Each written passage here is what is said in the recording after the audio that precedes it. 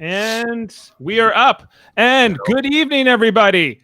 It's December 12th, 2020. It's time for the finale of Star Trek Radio Theater here on Live Long and Podcast. It's been a long season, everybody, and we're going out with a bang tonight. We're doing Star Trek 4, The Voyage Home, the first time we've ever done a movie.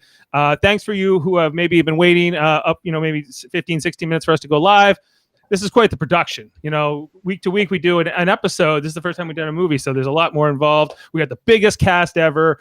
I'm so excited to bring this to you, and we all are. There's been everybody's had a hand in putting this together. So I'm not gonna ramble any longer. Let's just get the show going and dive right in. We really hope you enjoy this.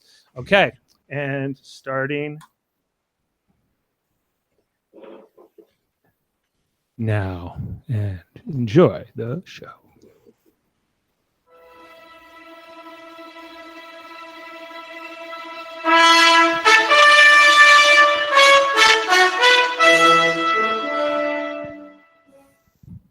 The cast and crew of Star Trek Radio Theater wish to dedicate this reading to the men and women of the spaceship Challenger, whose courageous spirit shall live to the 23rd century and beyond.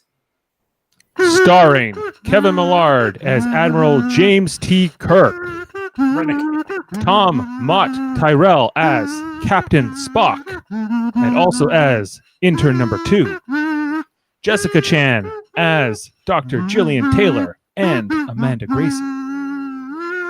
Co-starring Jane Mader as Dr. Leonard McCoy, and also as Saratoga Captain, Passerby, Jogger. Jody Simpson as Captain Montgomery Scott, and also as Marine Sergeant and Doctor number 4. Michael Chan as Commander Hikaru Sulu and Ambassador Sarek, and also as the CDO, Doctor number 3, Intern number 1. Oh man! Saratoga Science Officer, Starfleet Communications Officer, Nimoy voice, and waiter. Ashley Millard as Commander Nyota Uhura and Lieutenant Savick, and also as the narrator, Doctor number 2, woman patient, radar operator, Starfleet voice. Jeff Mader as Commander Pavel Chekhov and Fleet Admiral Cartwright, and also as Doctor number 1, Yorktown Captain, helicopter pilot, Marines Lieutenant, Saratoga helmsman, Starfleet aide, Commander Christine Chappell, with Dave Mader as the Klingon ambassador, Bob Briggs, an FBI agent and antique store owner, as well as Garbage Man 1, Test Computer Voice, Police Number 1, and various others. And introducing Jameel Robinson as the Federation President and Dr. Nichols, and also as Garbage Man number 2, Taxi Driver, Starfleet Voice, Electronic Technicians, Policeman number 2, Civilian Agent, and various others. Story by Leonard Nimoy and Harve Bennett. Screenplay by Steve Meerson, Peter Krikes, Harvey Bennett, and Nicholas Meyer.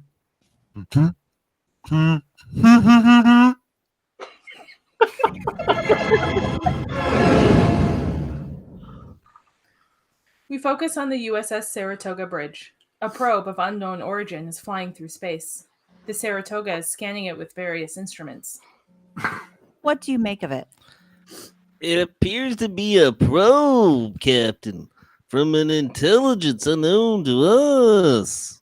Continue transmitting. Universal peace and hello in all known languages.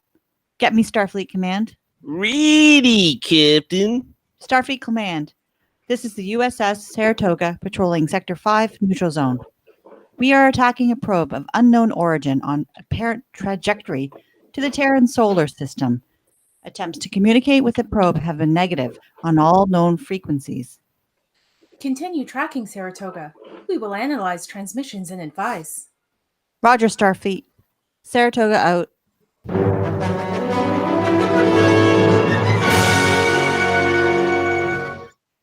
We focus on the Federation Council chamber. We see a clip of a Klingon crew on the view screen in the chamber.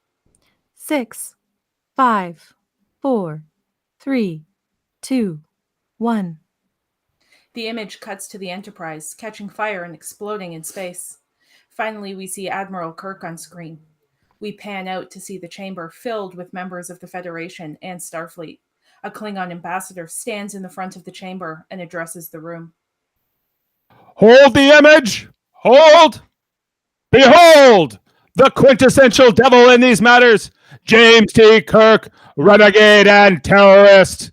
Not only is he responsible for the murder of a Klingon crew, the theft of a Klingon vessel, now the real plot and intentions. Even as this Federation was negotiating a peace treaty with us, Kirk was secretly developing the Genesis torpedo, conceived by Kirk's son and test detonated by the Admiral himself.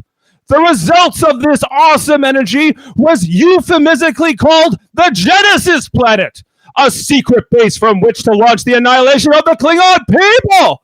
We demand the extradition of Kirk. We demand justice. Klingon justice is a unique point of view, Mr. President. There is a gasp as Sarek enters the Federation Council chamber. Oh my gosh. Oh my. Genesis was perfectly named. The creation of life, not death. The Klingons shed the first blood while attempting to possess its secrets. Vulcans are well known as the intellectual puppets of this Federation. Your vessel did destroy USS Grissom. Your men did kill Kirk's son. Do you deny these events? We deny nothing. We have the right to preserve our race. Do you have the right to commit murder? The council chambers are astir at Sarek's boldness. Oh my. Silence! Silence. There will be no further outbursts on the floor. Mr. President, I have come to speak on behalf of the accused. Personal bias. His son was saved by Kirk. Mr. Ambassador, will all respect the councilor's deliberations are over. Then Kirk goes unpunished? Admiral Kirk has been charged with 9 violations of Starfleet regulations. Starfleet regulations? That's outrageous! Remember this well. There shall be no peace as long as Kirk lives. With that, the Klingon ambassador turns and storms out of the council chambers.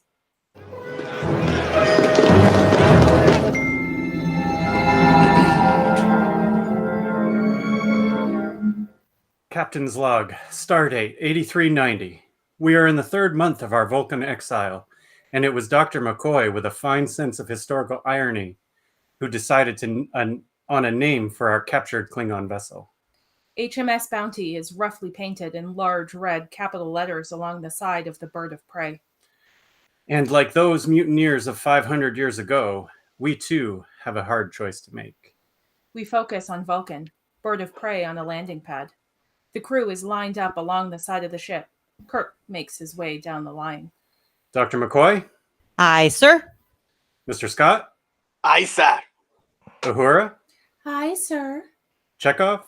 Aye, sir. Sulu? Aye, sir. Let the record show that the commander and the crew of the late Starship Enterprise have voted unanimously to return to Earth to face the consequences of their actions in the rescue of their comrade, Captain Spock. Thank you all. Repair stations, please. The crew begins to leave. Mr. Scott, Aye, sir. how soon can we be underway? Give me one more day, sir. Damage control is easy. Reading Klingon, that's hard. You'd think they could at least send a ship. It's bad enough to be court-martialed and spend the rest of our lives being mining borite, but to go home in this Klingon flea trap? We could learn a thing or two from this flea trap. It's got a cloaking device that costs us a lot. I just wish we could cloak the stench. McCoy heads to the ship. Kirk pauses and looks up to the rocky ledge above them, where Spock is standing, looking glorious in his long white robe.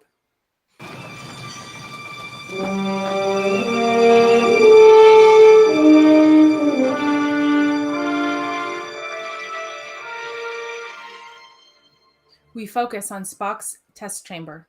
Spock enters and heads to the computers. He has several going at once and answers both verbally and by typing his answers on the keyboard. Computer, resume testing. Who said logic is the cement of our civilization, with which we ascend from chaos within reason as our guide? The planet Hoth. Measured of Vulcan philosophy. Correct. What is the molecular formula of the aluminum sulfide crystal? Spock types the formula into the computer. Correct. White queen to section 5, grid 6. Queen takes knight. Rook takes queen. White pawn to section 5, queen 7. Pawn takes rook. Checkmate. Correct.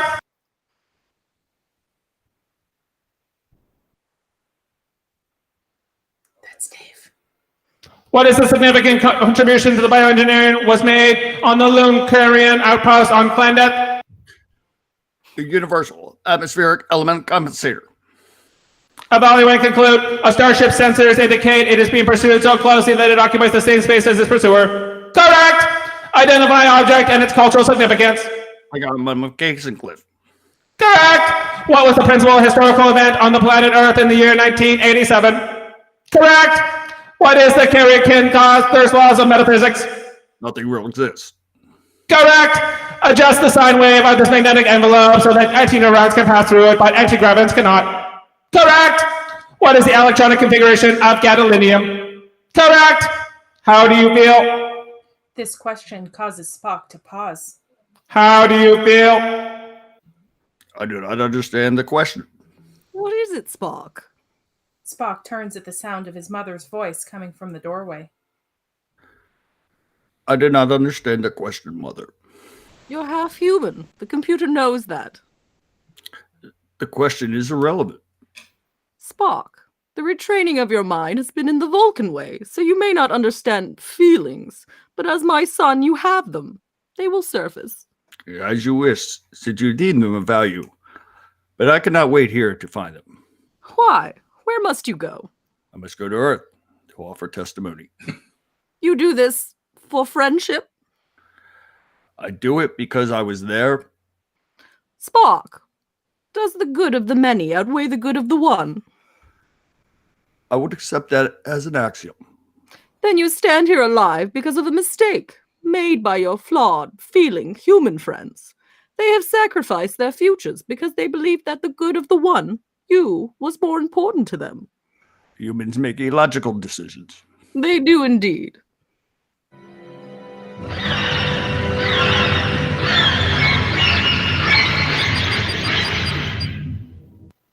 We focus on the Saratoga Bridge. The strange sounds coming from the probe are getting louder and more intense.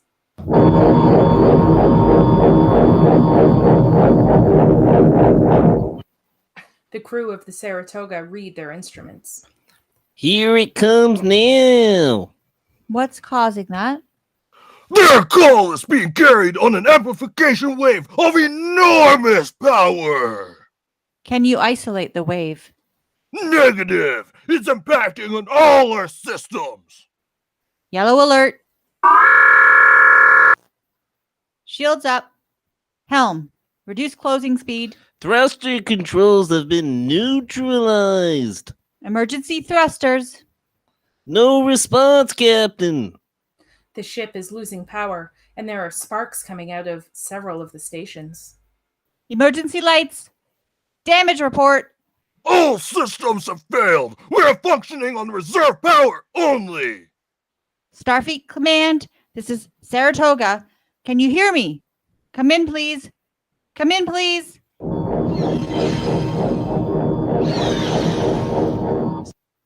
The probe is flying past the Saratoga, which is now dead in space. The probe is several times larger than the ship.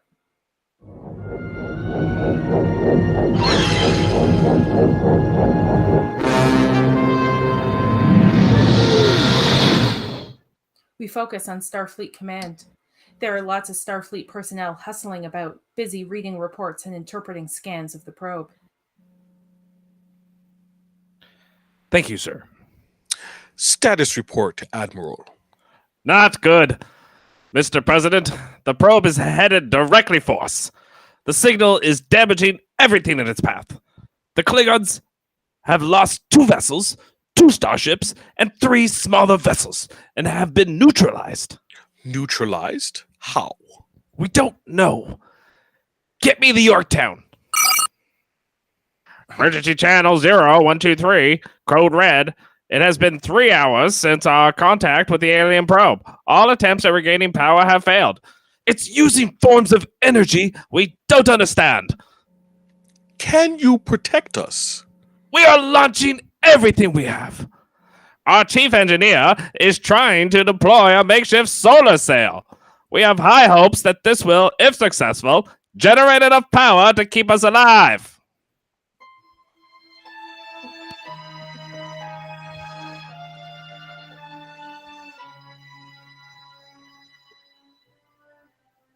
We focus on the Bird of Prey bridge. The Enterprise crew is still busy making repairs. Kirk enters. Systems report? Communications? Communication systems are ready, sir. Communications officer is as ready as she'll ever be. Mr. Sulu? Guidance is functional. Onboard computer will interface with Federation memory bank. Weapon system? Operational, Admiral. Cloaking device now available on all flight modes. I'm impressed. That's a lot of work for a short voyage. We are in an enemy vessel, sir. I didn't wish to be shot down on the way to our funeral. Most prudent. Engine room. Report, Mr. Scott. We focus on Bird of Prey engineering. We're ready, sir. I've converted the dilithium sequencer into something a little less primitive. And Admiral, I have replaced the Klingon food packs. They were giving me a sour stomach. We focus on the Bird of Prey bridge. Oh, is that what it was? Prepare for departure. Everybody not going to Earth had better get off. Sarek, this is goodbye. Yes, sir. Thank you. Sir, I have not had the opportunity to tell you about your son. David died most bravely. He saved Spock. He saved us all. I thought you should know. Spock enters the bridge. Good day, Captain Spock. May your journey be free of incident. Live long and prosper, Lieutenant. Sarek leaves and Spock walks over to Kirk. Permission to come aboard. Permission granted. Thank you, Admiral. Jim. Spock, Jim, don't you remember? It would not be proper to refer to you as Jim while you are in command, Admiral. Also, I must apologize for my attire. I seem to have misplaced my uniform. Station. Are you sure this is such a bright idea? What do you mean? I mean him, back at his post, like nothing happened. I don't know if you've got the whole picture or not, but he's not exactly working on all thrusters. It'll come back to him. Are you sure? Kirk sits down in the captain's chair, looking discouraged. That's what I thought. Mr. Sulu, take us home. Thrusters functional. 1/4 impulse power.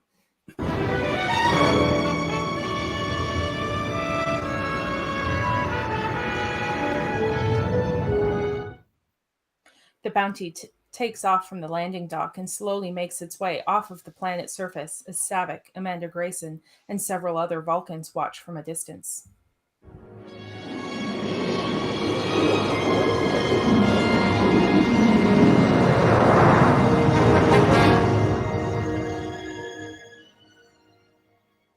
We focus on a space dock. The probe is making its way past.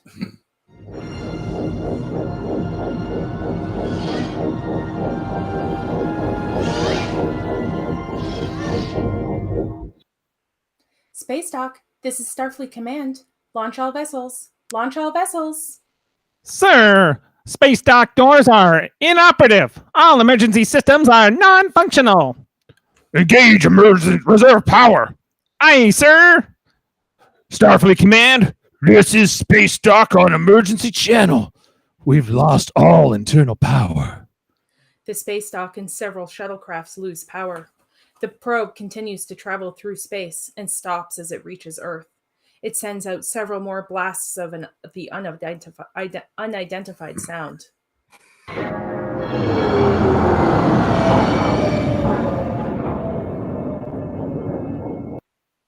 Suddenly, there are storm clouds forming over the ocean as the water begins to spurt upwards. The sky darkens.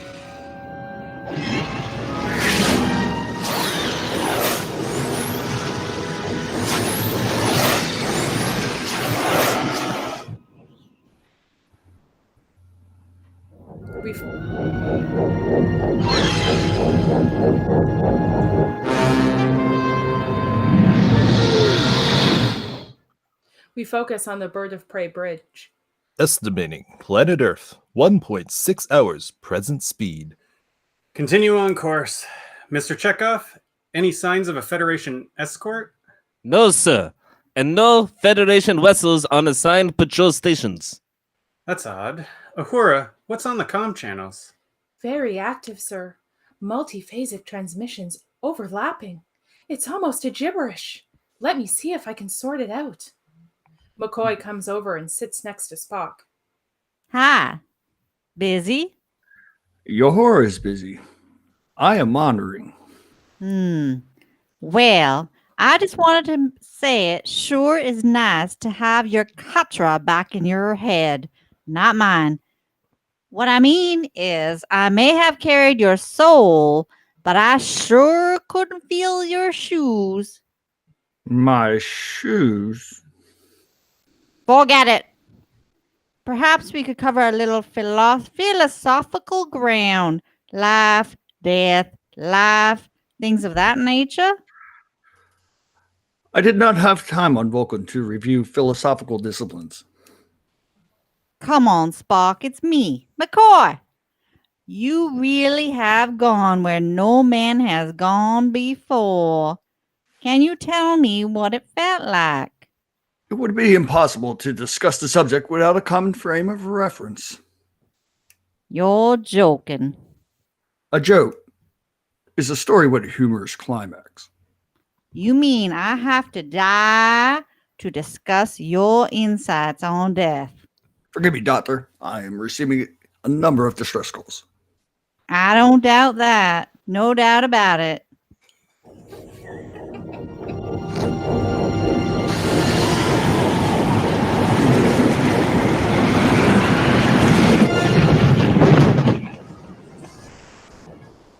We focus on Starfleet Command. The probe is affecting Earth's oceans and weather more violently. There is thunder and lightning and hurricane conditions forming. Do you know, Alaska, clouds increasing to 95%.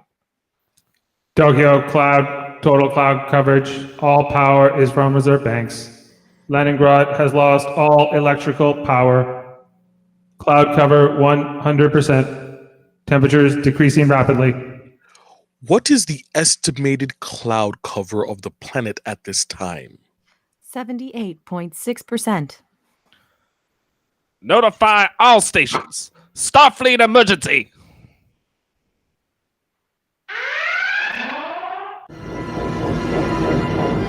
Switch power immediately to planetary reserves. Mr. President, even with planetary reserves, we cannot survive without the sun. I am well aware of that, Admiral. Sarek enters. Admiral Sarek, I'm afraid you trapped here with us. There seems to be no way we can answer this probe. It is difficult to answer when one does not understand the question. Mr. President, perhaps you should transmit a planetary distress signal while we still have time. The President nods in agreement.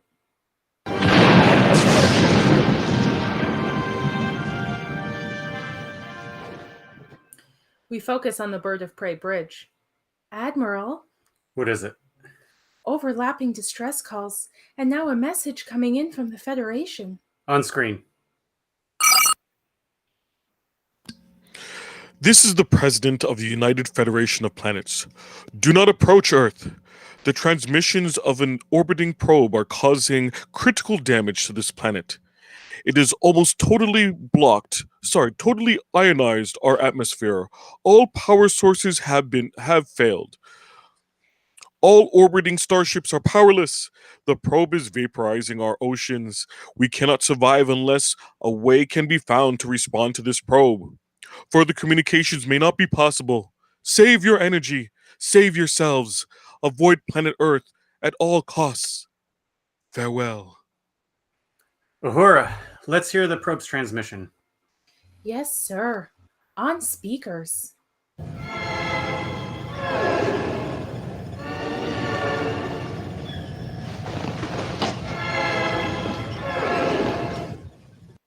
Spock, what do you make of that? Most unusual. An unknown form of energy of great power and intelligence. Evidently unaware that its transmissions are disruptive. I find it illogical that its intentions should be hostile. Really? You think that this is its way of saying, hi there, to the people of Earth? There are other forms of intelligence on Earth, Doctor. Only human arrogance would assume the message was meant for man. You're suggesting the transmission is meant for a life form other than man? It's a possibility, Admiral. The President did say it was directed at Earth's oceans. Uhura, can you modify the probe's signal, accounting for density and temperature and salinity factors? I can try, sir.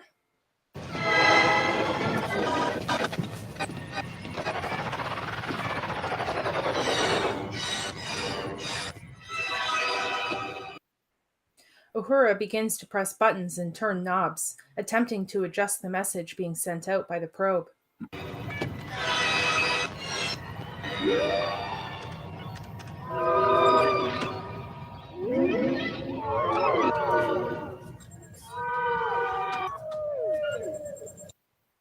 I think I have it, sir.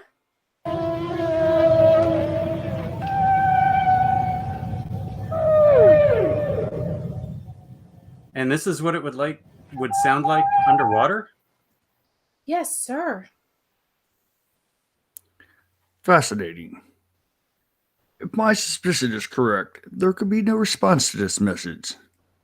Excuse me. Where are you going? To test my theory. Spock leaves the bridge, and Kirk and Bones follow. Bones, you stay here. No way. Somebody's got to keep an eye on him. We focus on the Bird of Prey computer room. Spock is searching through the computer database.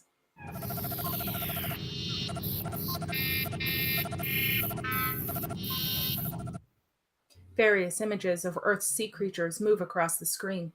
The images stop on an image of a humpback whale.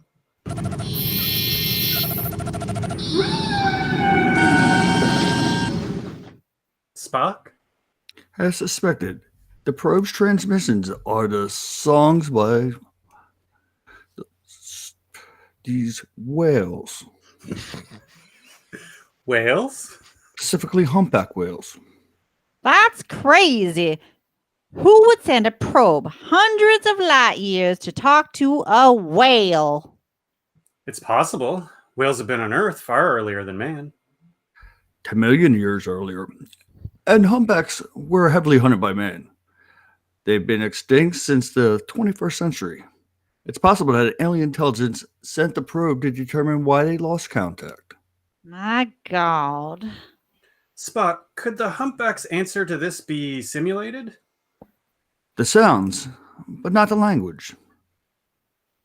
We would be responding in gibberish. Does this species exist on any other planet? Negative. Humpbacks are indigenous to Earth. Earth of the past. Then we have no choice. We must destroy the probe before it destroys Earth. To attempt so would be futile, Admiral. The probe would render us neutral easily. But we can't turn away. There must be an alternative. There is one possibility, but of course I cannot guarantee its success. We could attempt to find some humpback whales.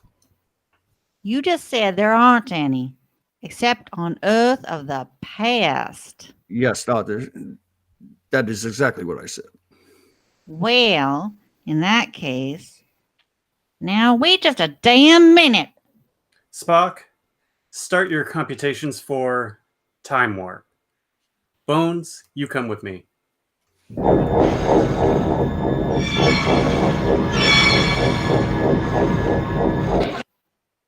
We focus on Starfleet Command. Everyone is scrambling. Monitors on the wall are showing Earth's extreme weather. Another monitor is at red alert. Red alert. Red alert. Red alert. Admiral, we need that power to keep the medical and emergency systems functioning. All underground storage systems have been shut down. Red alert. Red alert. Red alert. Red alert. The chaotic scene continues as engineers try to reinforce a large window. We focus on the bird of prey cargo bay. Kirk, Scotty, and Bones are checking it out. Scotty, how long is this bay? About 6 feet, Admiral. Can you enclose it to hold water? I suppose I could. Are you planning to take a swim? Off the deep end, Mr. Scott. Scotty, we've got to find some humpbacks. Humpbacked people? Whales, Mr. Scott, whales. 45 to 50 feet long, about 40 tons each. Kirk and McCoy leave the cargo bay. We focus on the bird of prey corridor.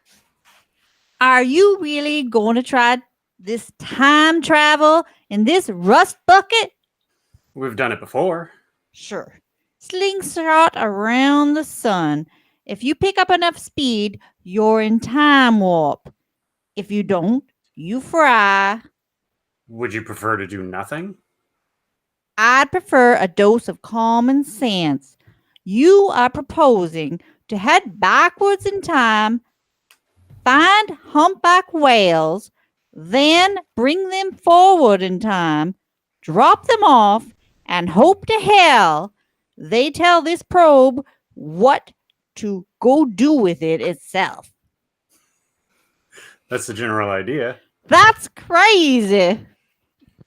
You have a better idea. Now's the time.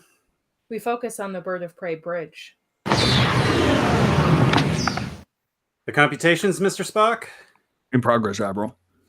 Uhura, get me through to Starfleet Command. We focus on Starfleet Command.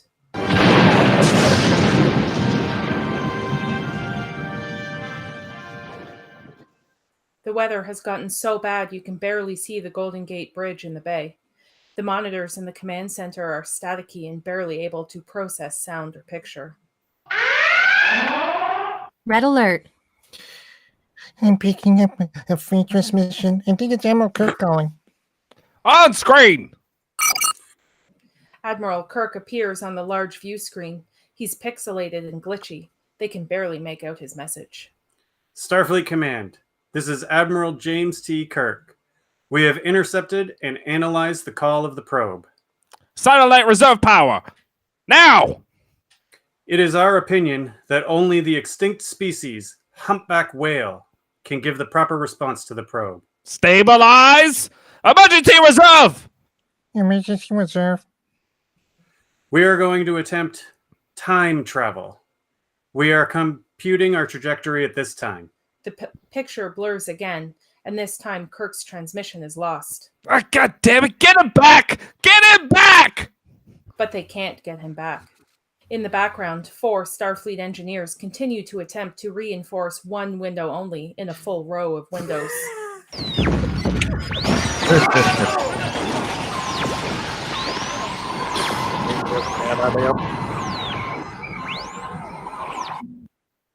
The window beside the one they are working on explodes inwards, knocking 3 of the engineers to the floor.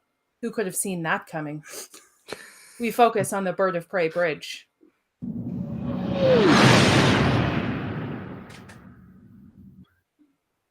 Ready to engage computer, Admiral. What's our target in time? Late 20th century. Can you be more specific? Now with this equipment, I've had to program some of the variables from memory. What are some of the variables? Availability of fuel components, mass of the vessel through a time continuum, and the probable location of humpback whales, in this case, the Pacific Basin. You programmed all that from memory. I have. Angels and ministers of grace, defend us. Hamlet, Act 1, Scene 4. No doubt about your memory.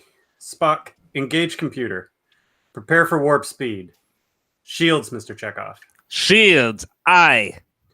May fortune favor the foolish. Warp speed, Mr. Sulu.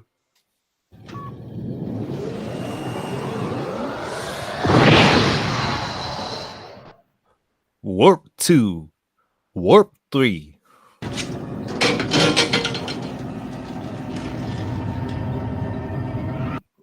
Steady as she goes. Warp 4. Warp 5.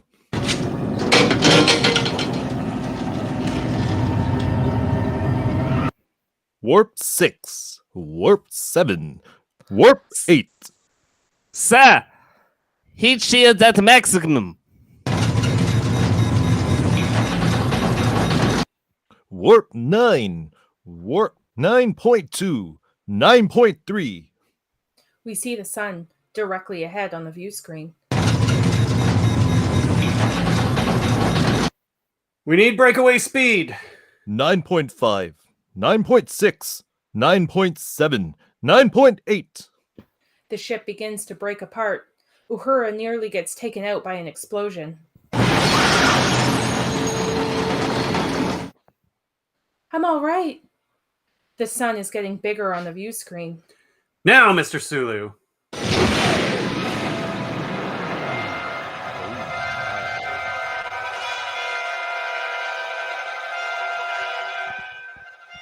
The ships.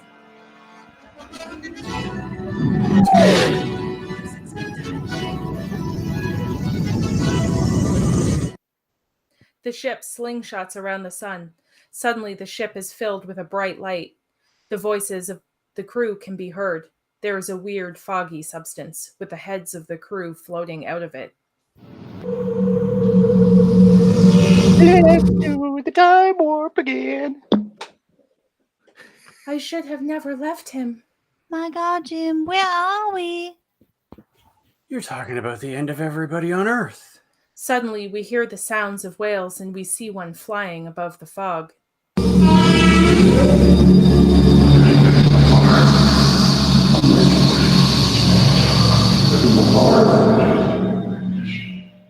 A faceless fogman falls through the sky and into water, and then we're back on the Bird of Prey bridge and the crew is waking up. Mr. Sulu? Mr. Sulu? Mr. Sulu? Aye, sir.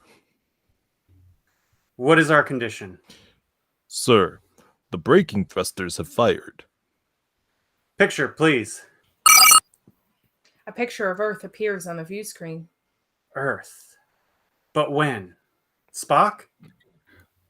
Judging by the pollution content of the atmosphere, I believe we have arrived at the later half of the 20th century. Well done, Spock.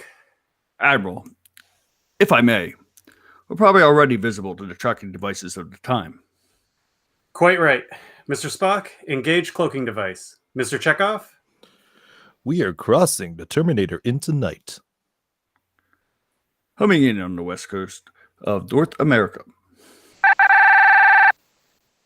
Admiral, I'm receiving whale song. Put them on speaker.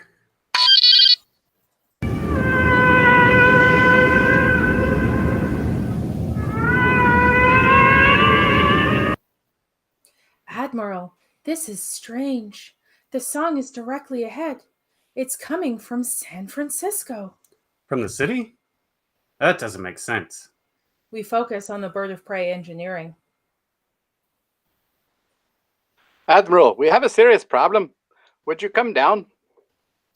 Kirk and Spock head down to engineering to see what's up.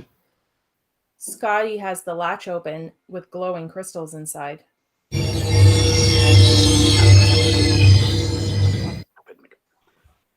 It's these Klingon crystals, Admiral. The time travel drained them. They're giving out, decrystallizing. Give me a round figure, Mr. Scott. Oh, 24 hours, give or take. Staying cloaked. After that, Admiral, we're visible and dead in the water. In any case, we won't have enough to break out of Earth's gravity. 2. Say nothing to get back home. I can't believe we've come this far only to be stopped by this. Is there no way to recrystallize dilithium? Sorry, sir. We can't even do that in the 23rd century. Admiral, there may be a 20th century possibility. Explain. If memory serves, there's a dubious flirtation with nuclear fission reactors resulting in toxic side effects. By the beginning of the fusion era, these reactors had been replaced, but at this time, we may be able to find some. I thought you said they were toxic. We could construct a device to collect their high-energy photons safely. These photons could be injected into the dilithium chamber, causing crystalline restructure. Theoretically. Where would we find these reactors? Theoretically. Nuclear power was widely used in naval vessels.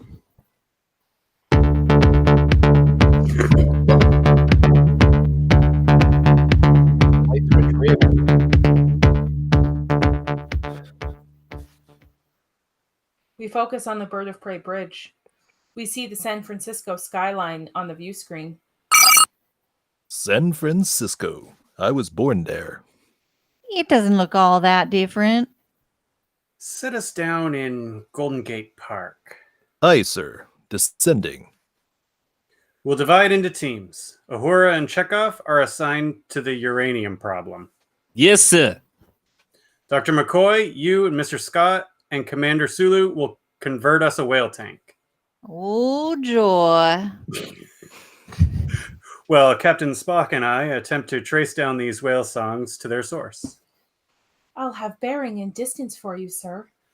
I want you all to be very careful. This is terra incognita. Many of their customs will doubtless take us by surprise. It's a foregone conclusion that none of these people have ever seen an extraterrestrial before. Spock tears off part of his robe.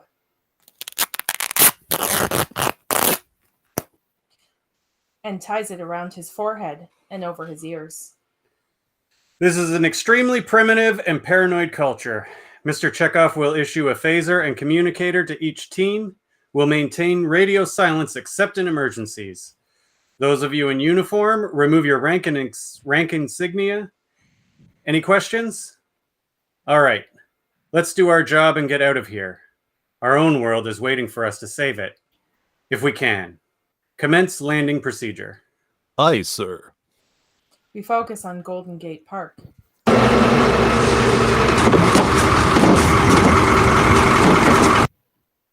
Two garbage men are busy emptying garbage cans into the back of their truck. You don't mean to tell me you two were fighting again? I thought you made it up with her last night. Why are you two always fighting? I like the way she fights.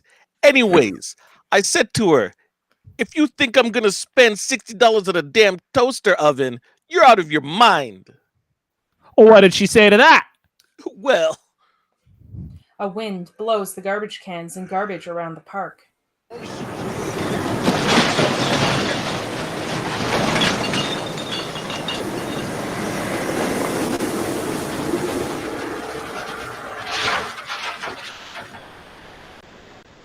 An empty bin falls over on its side and rolls onto the grassy area. The bin and surrounding grass area are flattened by an unseen object. What the hell was that? The ramp for the bird of prey opens up and the crew begins to walk out of what appears to be thin air. did you see that? No, and neither did you, so shut up! The garbage men jump into their truck and drive away.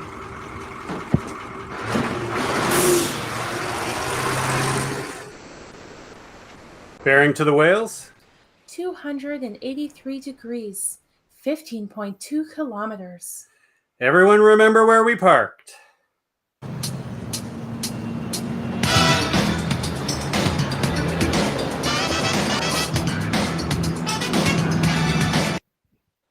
We focus on San Francisco, downtown.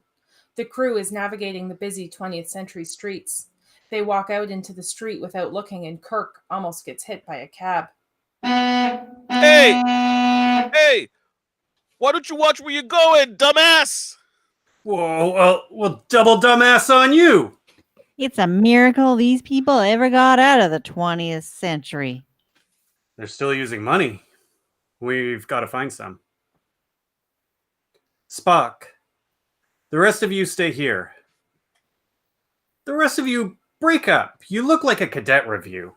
The rest of the crew begins to walk away, trying to fit in awkwardly and looking confused about what to do next.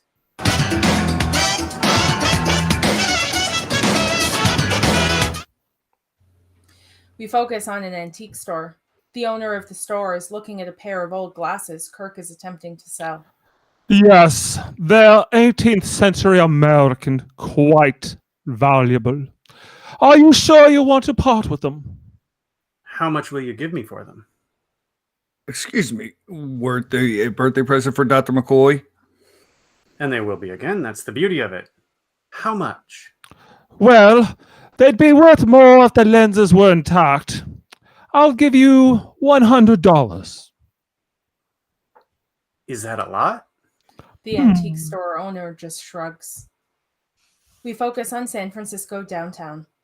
Kirk is splitting up the money with the rest of the crew. That's all there is. Don't splurge. All set? Good hunting. The crew splits up into their three groups and heads off into different directions. Well, Spock, here we are. Thanks to your restored memory and a little bit of good luck, we're walking the streets of San Francisco looking for a couple of humpback whales. How do you propose to solve this minor problem? Simple logic will suffice. I shall begin making use of this map. I have the distance and bearing which were provided by Commander Uhura. If we juxtapose our coordinates, we should be able to find our destination.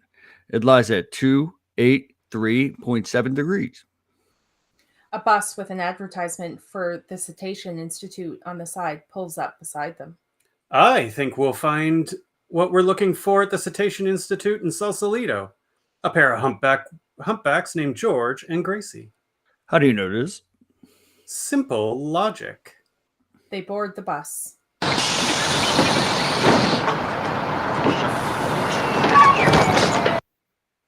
And then immediately get off the bus.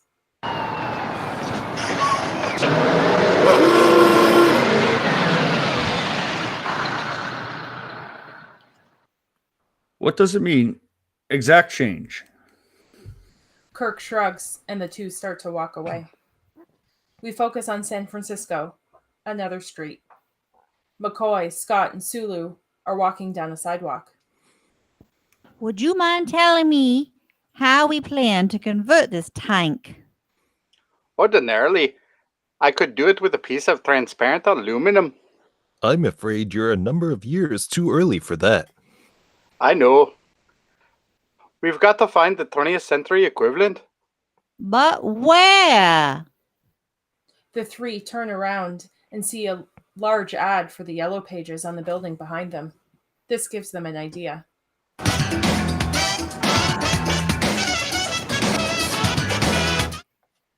We focus on San Francisco, elsewhere. Uhura and Chekhov are at a phone booth looking at the phone book. Did you find it? Yes, under U.S. government. Now we need directions. They see a policeman behind them and approach him. Excuse me, sir. Can you direct me to the naval base in Alameda? It's where they keep all the nuclear vessels. The officer just stares at them, and they give up on him and begin to ask random people walking on the street. Nuclear vessels. No one seems to want to help. Excuse us. Excuse me. We are looking for nuclear vessels. Can you tell me where the naval base is? In Alameda. The officer just continues to watch this scene. Hello. We are looking for the nuclear vessels in Alameda. Could you tell me where... Uhura stops a random lady walking by.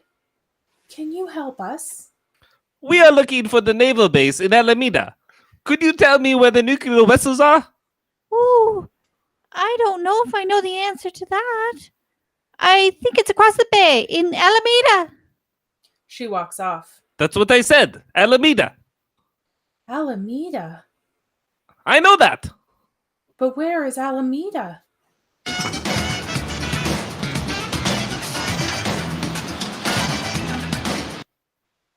We focus on a bus. A punk with a mohawk and several piercings is listening to loud music on a large boombox. Just where is our future? The things we've done instead. Let's just push the button. We'd be better off dead. 'Cause I hate you. The passengers on the bus are not happy. Excuse me. Excuse me. Would you mind stopping that noise? The punk turns the sound up on his ghetto blaster. The sins of all our fathers be dumped on us, the sun. The only Excuse choice me. forgiven is Would you really mind getting stopping that damn noise? The punk gives Kirk the finger. Spock reaches across the bus and gives the punk a nerve pinch. We're all bloody worthless. Stopping the noise and gaining a round of applause and cheers from the passengers. Yeah, thank you, Chinese guy. Good job. Admiral, may I ask you a question?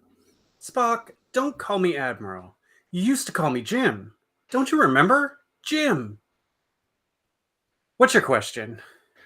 Your use of language has altered since our arrival. It's currently laced with, shall I say, more colorful metaphors. Double dumbass on you, and so forth. You mean the profanity? That's simply the way they talk here. Nobody pays attention to you unless you swear every other word. You'll find it in all the literature of the period. For example? Oh, the collective works of Jacqueline Suzanne, the novels of Harold Robbins. The Giants.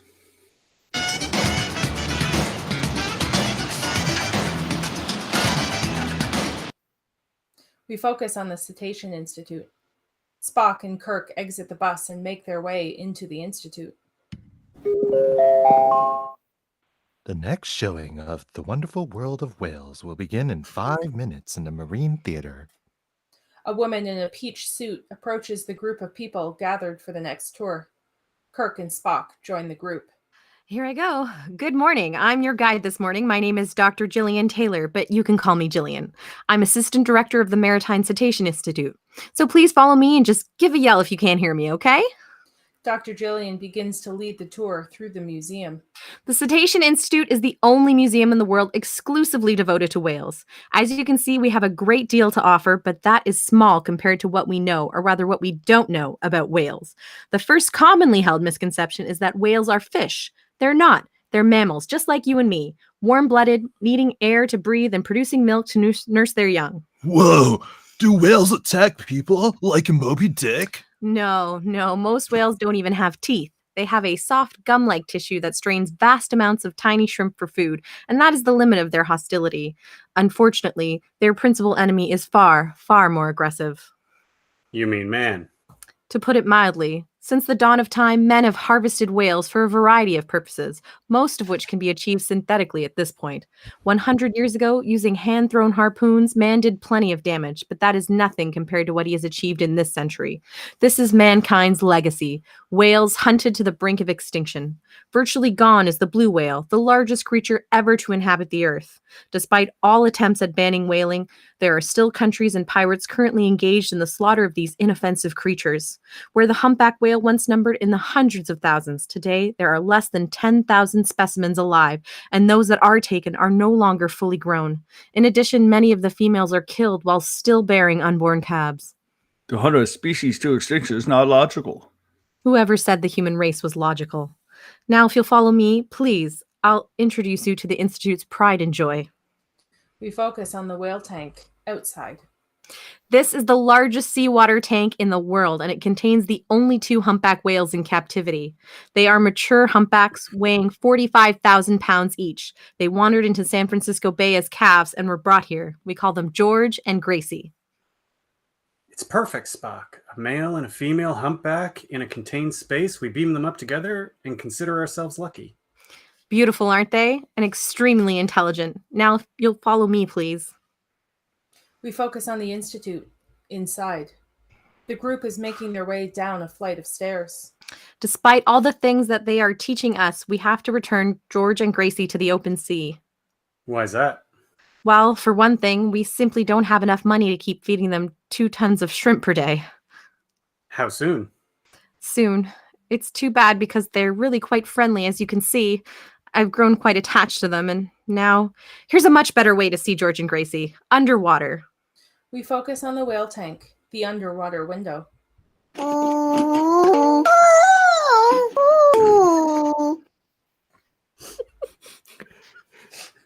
What you're hearing is recorded whale song. It is sung by the male. He'll sing anywhere from 6 to as long as 30 minutes and then start again. God damn it, people, hold it together! In the ocean, the other whales will pick up the song and pass it on. Spock is seen swimming in the underwater tank, mind melding with the whales. Kirk is shocked and embarrassed, not knowing what to do. The songs change every year, but we still don't know what purpose they serve. Are they some kind of navigational signal? Could they be part of the mating ritual? Or is it pure communication beyond our comprehension? Frankly, we don't know. Maybe he's singing to that man! Gillian turns around and sees Spock swimming with her whales. What the hell? Excuse me, wait right here. Gillian leaves the group and runs up the stairs to the surface of the whale tank. Kirk follows. We focus on the whale tank outside. Spock has surfaced and is now putting his robe back on. All right, who the hell are you? What were you doing in there? Yeah, speak up. Attempting the hell to communicate. Communicate? Communicate what? You have no right to be here. You heard the lady. Admiral, if we were to assume these whales are ours to do with as we please, we would be as guilty as those who caused their extinction. Okay, I don't know what this is all about, but I want you guys out of here right now or I'll call the cops. I assure you that won't be necessary. We were only trying to help. The hell you were, Buster. Your friend was messing up my tank and messing up my whales. They like you very much. But they are not the hell your whales. I suppose they told you that, huh? The hell they did. Right.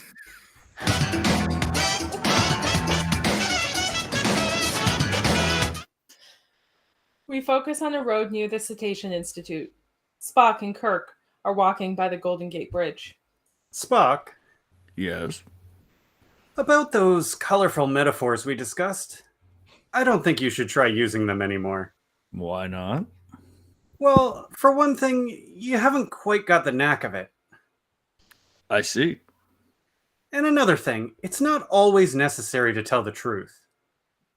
I cannot tell a lie. I don't mean lie, but you could exaggerate.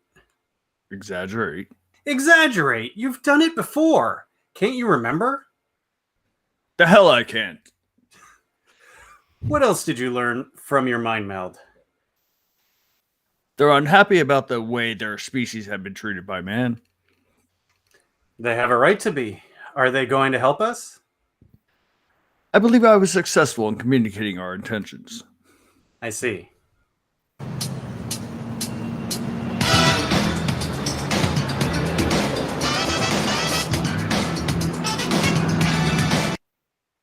We focus on the whale tank, outside. Gillian is watching the whales swim and is speaking to them. It's all right. Yes, I know. It's okay. They didn't mean any harm. A man in a tie and a name tag wanders over to her. It's Dr. Bob Briggs, director of the Cetacean Institute. Heard there was some excitement. Just a couple of kooks.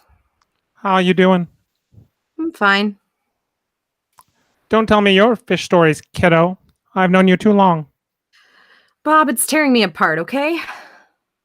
I know. I feel the same. But we're stuck between a rock and a hard place. We can't keep them here without risking their lives. We can't let them go without taking the same chance. I know. And besides, we're not talking about human beings here. It's never been proven their intelligence is in any way. Oh, come on, Bob. I don't know about you, but my compassion for someone is not limited to my estimate of their intelligence. She storms away, pissed off. We focus on Alameda Naval Base.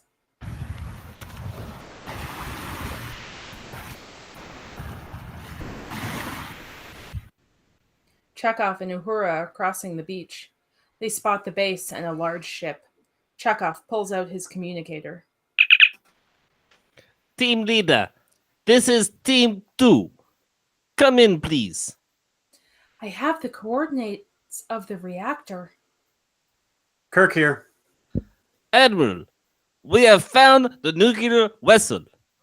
Well done, Team 2. And Admiral, it is the Enterprise. Understood. What's your plan? We will beam in tonight, collect the photons, and beam out. No one will ever know we were there. We focus on a road near the Cetacean Institute. Understood and approved. Keep me informed. Kirk out. Kirk spots Gillian driving by in an old blue truck. She spots them as well and stops. There she is, from the Institute. If we play our cards right, we may be able to find out when those whales are leaving. How will playing cards help?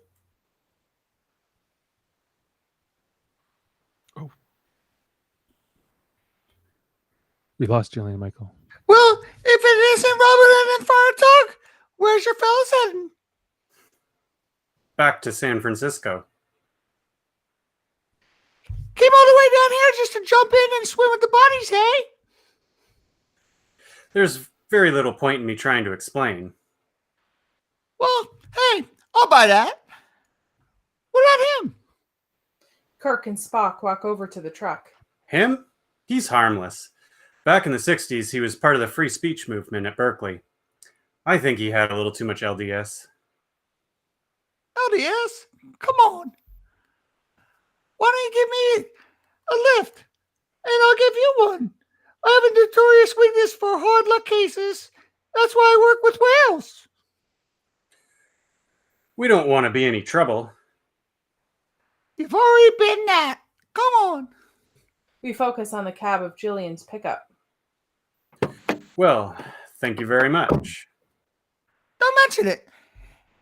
And don't try anything either. I got tie iron right where I can get at you. So, They're back. you're at Berkeley? I was not. Memory problems, too. What about you? Where are you from? Iowa. Oh, a landlubber. Come on. What the hell were you guys really trying to do back there? Wasn't some kind of macho thing, was it? Because if that's all, I'd be real disappointed. I really hate that macho stuff.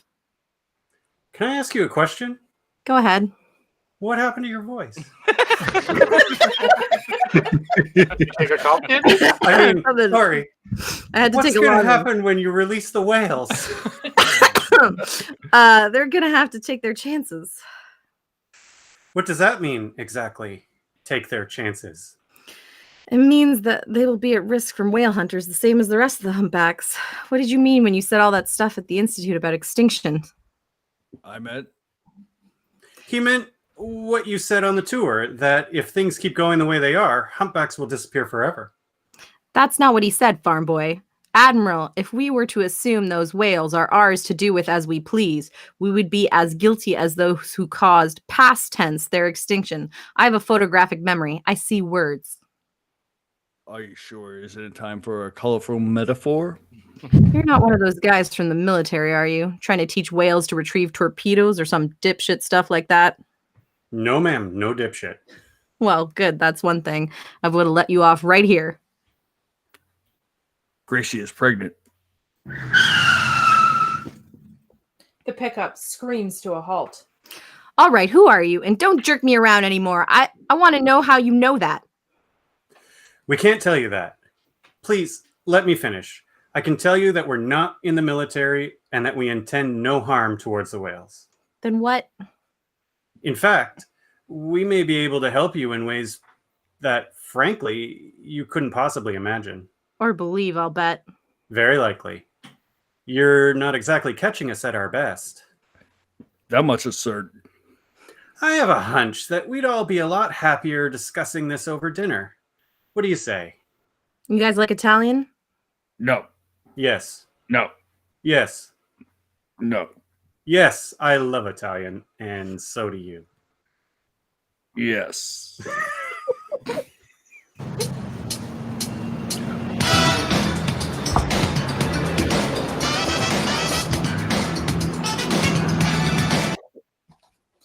We focus on the Plexicore factory, inside. The factory is busy with lots of machines running.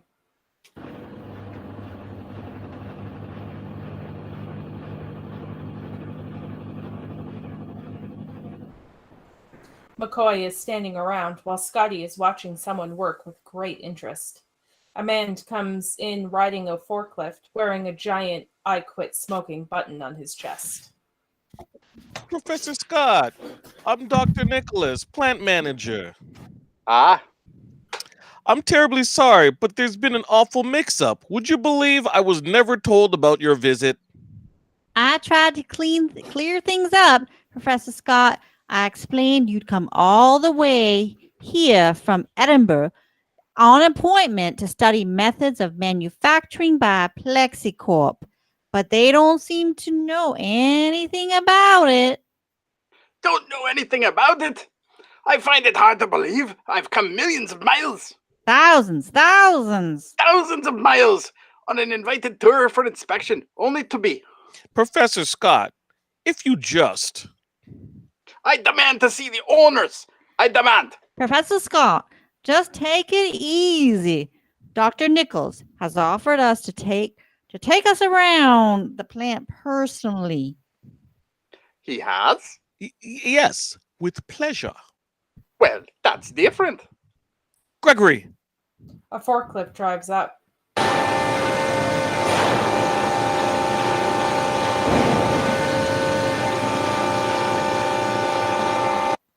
Professor. May my assistant join us? Of course. Don't bury yourself in the pot.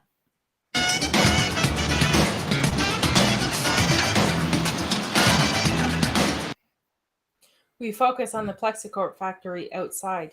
Sulu, in his glorious cape jacket, is checking out a helicopter. Also, why is there a helicopter outside a plastics factory? The pilot walks up, not at all suspicious, and overly friendly. Hey, man! Oh my, hi. A good-looking ship. Huey 204, isn't it? Right on, man. Do you fly? Oh, here and there. I flew something similar in my academy days. All right. Then this must be some old stuff to you. Old? Yes, but interesting. Do you mind if I ask you a few questions? Oh, do it.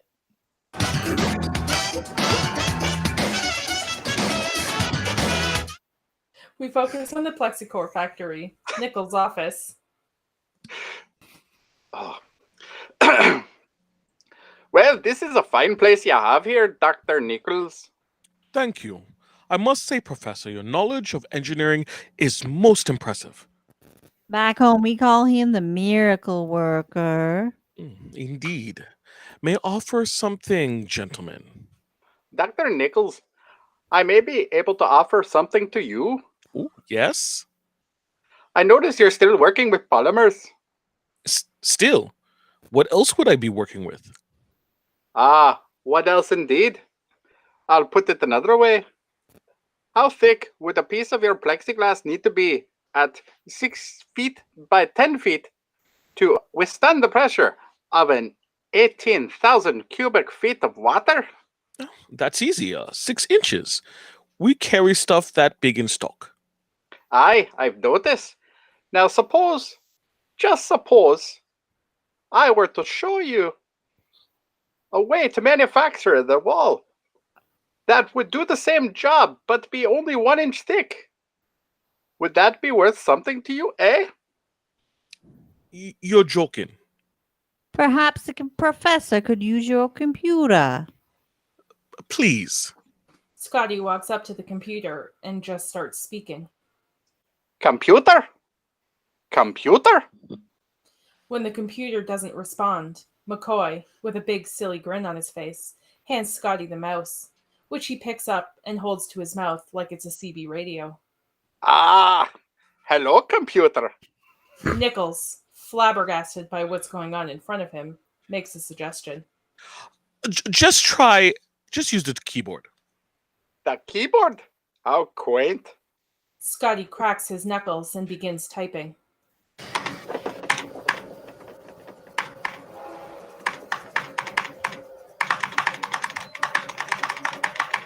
And how did that come?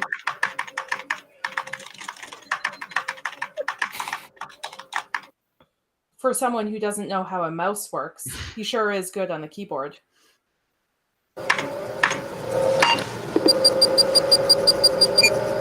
Redtube.com. What is this? Nichols sits down and has a look at Scotty's formula. He's impressed. Transparent aluminum? That's the ticket, laddie. It would take years just to figure out the dynamics of this matrix. Yes, but you be rich beyond the dreams of avarice. So, is it worth something to you? Or should I just punch up Claire? No. A female employee comes into the office. Not now, Madeline. She leaves. What exactly did you have in mind? Well, a moment alone, please. McCoy signals to Scotty, and they head off to the corner of Nichols' office. Do you realize, of course, if we give him the formula, we're altering the future. Why? How do we not know he didn't invent the thing? Yeah.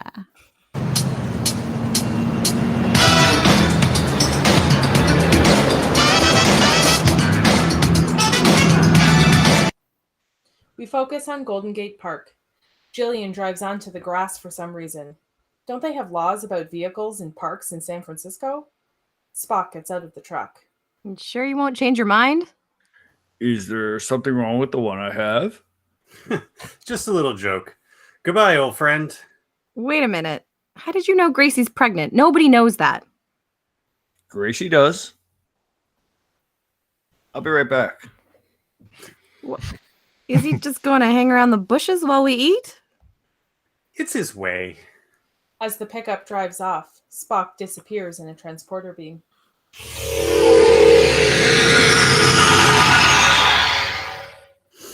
We focus on an Italian restaurant.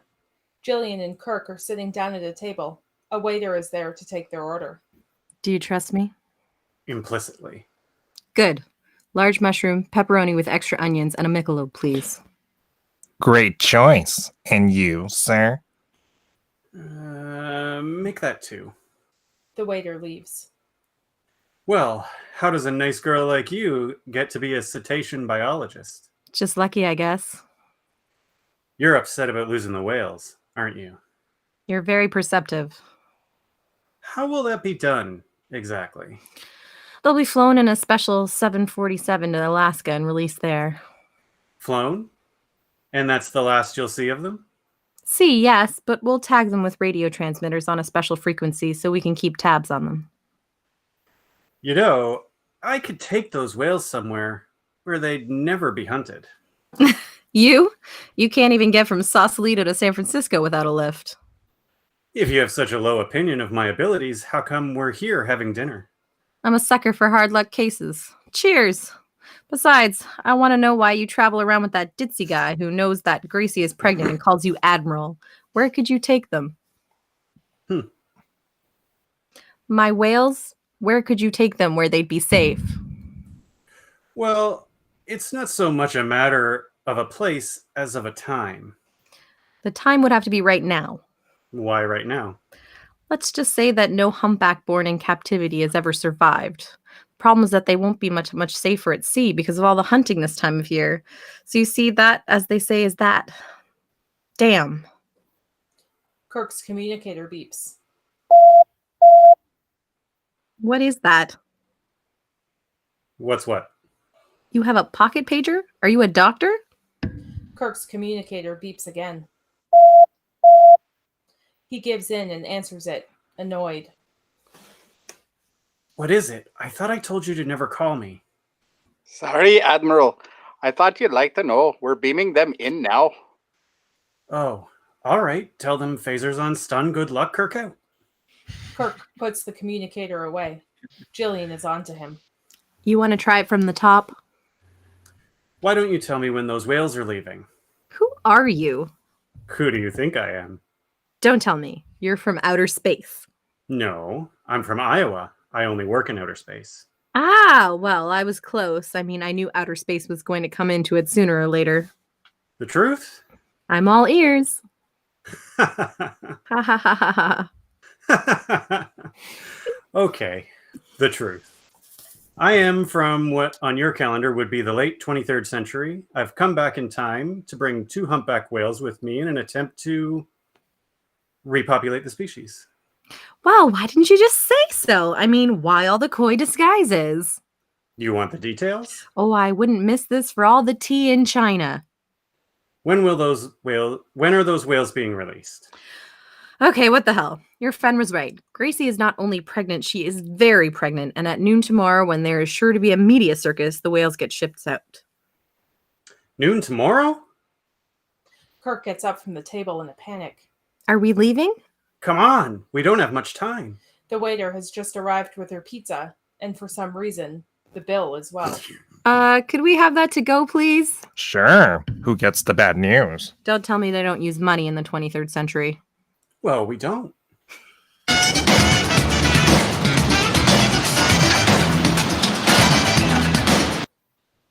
We focus on the USS Enterprise reactor room. There is a seaman doing patrol with a large German shepherd. The shepherd indicates at a flight of stairs, but his handler ignores him and pulls him along. Pan down to discover that Uhura and Chekhov are hiding under those stairs.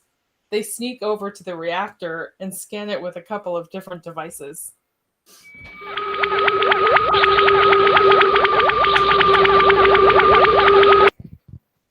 How long? It depends how much shielding there is between us and the reactor.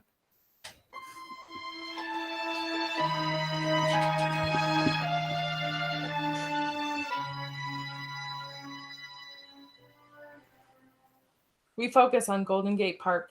Gillian drives into the middle of the park, again, to drop Kirk off.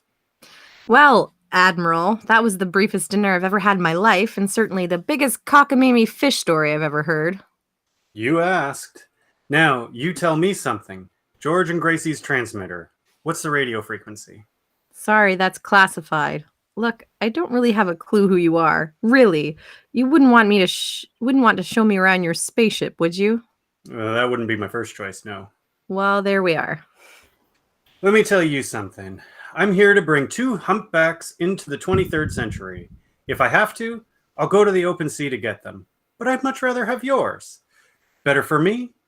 Better for you? It's better for them. Think about it. Kirk gets out of the truck. Who are you? Think about it, but don't take too long. I'm out of time. If you change your mind, this is where I'll be. Here? In the park? Right. Gillian drives off, hears the transporter sound, stops, and looks back.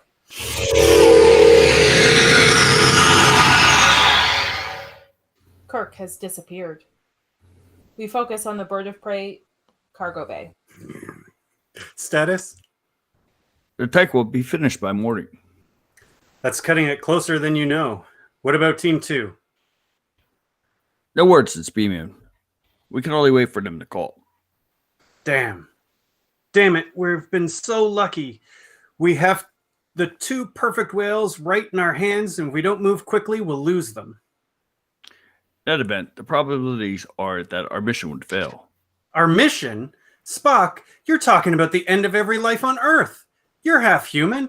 Haven't you got any goddamn feelings about that? Spock seems startled by Kirk's remark.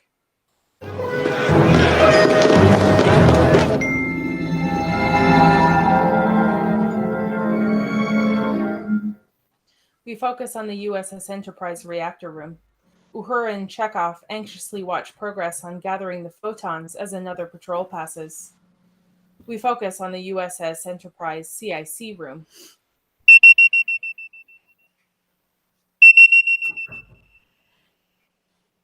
Two men are watching some sort of screen. There it is again. That's too weird, Commander. I thought you gents were running a test program. Yes, sir. But we're apparently getting a power drain, and it just must be coming from somewhere inside the ship. CIC, Command Duty Officer, Commander Rogerson. Yes, Chief, we're tracking that too. What do you make of it? We focus on the USS Enterprise reactor room. Scotty, we're ready for beam out. Scotty, can you hear me?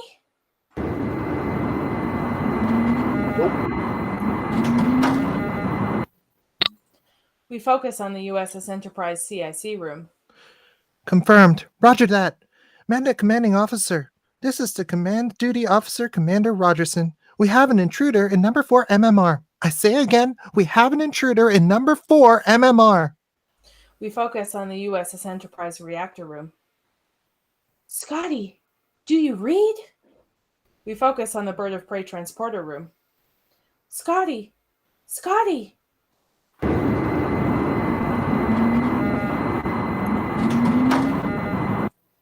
Lass, I can hardly hear you. My transporter power is down to minimum. I've got to bring you in one at a time. We focus on the USS Enterprise reactor room. Take the collector. You go first. We focus on the Bird of Prey transporter room.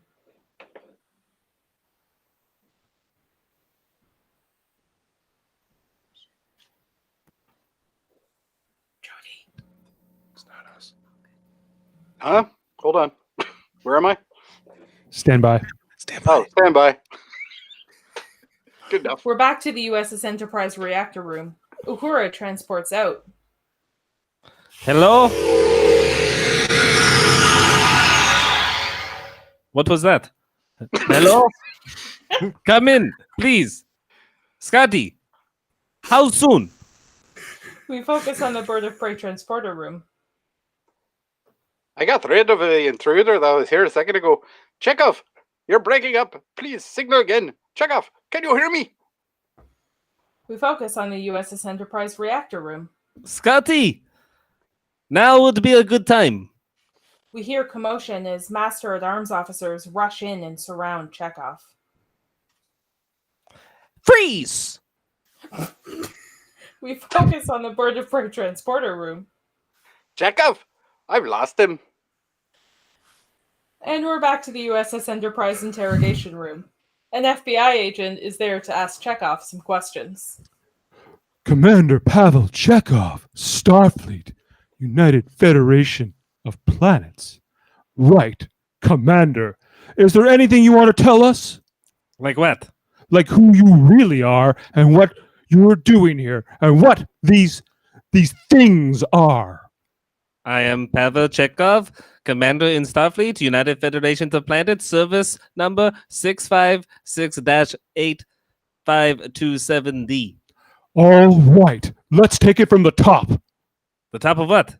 Name. My name? No, my name. I do not know your name. You play games with me, mister, and you're through. I am? May I go now? The agent pauses for a moment and then turns to speak to another agent. What do you think? He's a Rusky. That's the stupidest thing I've ever heard in my life. Of course he's a Rusky, but he's a retard or something. You better call Washington. Chekhov jumps up and pulls his phaser on the agents. Don't move. Okay, make nice. Give us the ray gun. I warn you. If you don't lie on the floor, I will have to stun you. Go ahead. Stun me. I'm very sorry, but it must be the radiation. Chekhov throws the useless phaser to the agent and heads off into the ship. He runs through the ship as he is chased by both the Navy and the FBI. Get him! Get him! Where's that Rusky? Go, go, go! Whoa, what the? I want vodka. Gangway! Hit the deck! The crew on the deck drops. Chekhov is still running. He starts climbing a bunch of stuff that's laying around, loses his balance, and falls off the side of the ship. He is now laying on the dock, unconscious. Bear down! Get this Corbett over here! We focus on the Bird of Prey bridge. Uhura is scanning for any sign of Chekhov. Any luck? Nothing. Admiral, I should have never left him. You did what was necessary. Keep trying to find him. Scotty, you promised me an estimate on the dilithium crystals. It's going slowly, sir. It'll be well into tomorrow. That's not good enough, Mr. Scott. You've got to do better. We focus on the bird of prey engineering. I'll try, sir. Scotty so hotty out.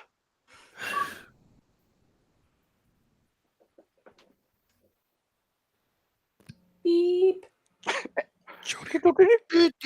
He isn't a wee bit of a schnit, isn't he? He is a man of deep feelings. Aye, what else is new? We focus on the Cetacean Institute. Gillian arrives and finds the whale tank is empty. She runs back into the building and Bob tries to calm her down. They left last night. We didn't want a mob scene with the press. It would have been good for them. It wouldn't have been good for them. Besides, we thought it would have been easier on you this way. You sent them away without even letting me say goodbye? Gillian! You son of a bitch. She slaps him and runs off. She gets back into her truck, upset, until something occurs to her. She starts up the truck and speeds away.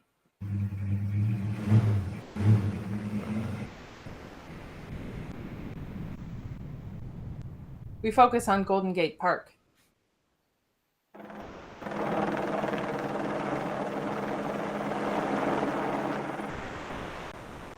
Gillian arrives in a hurry to see the Plexicorp helicopter hovering with a sheet of transparent aluminum suspended below it.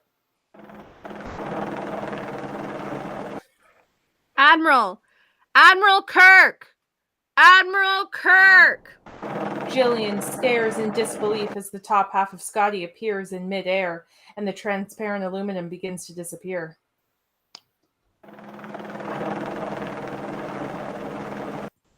Admiral! Admiral Kirk! Admiral Kirk!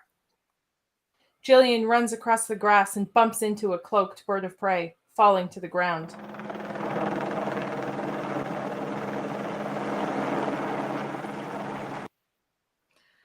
Admiral! Admiral! Admiral Kirk! Can you hear me? Gillian gets to her feet and runs her hands along the cloaked ship in what looks like a magnificent display of mime.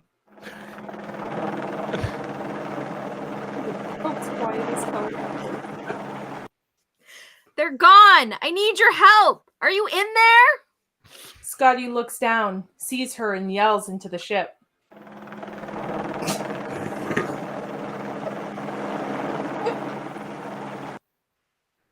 Admiral, we have a problem. We focus on the bird of prey cargo bay. Gillian can be seen on a monitor. Kirk watches her yell for him and then walks over to a transporter pad. Admiral! Admiral Kirk! Can you hear me? Admiral! Admiral Kirk! Can you hear me? Admiral Kirk! Can you hear me? I need your help! We focus on Golden Gate Park. Gillian is beamed up. Oh my god!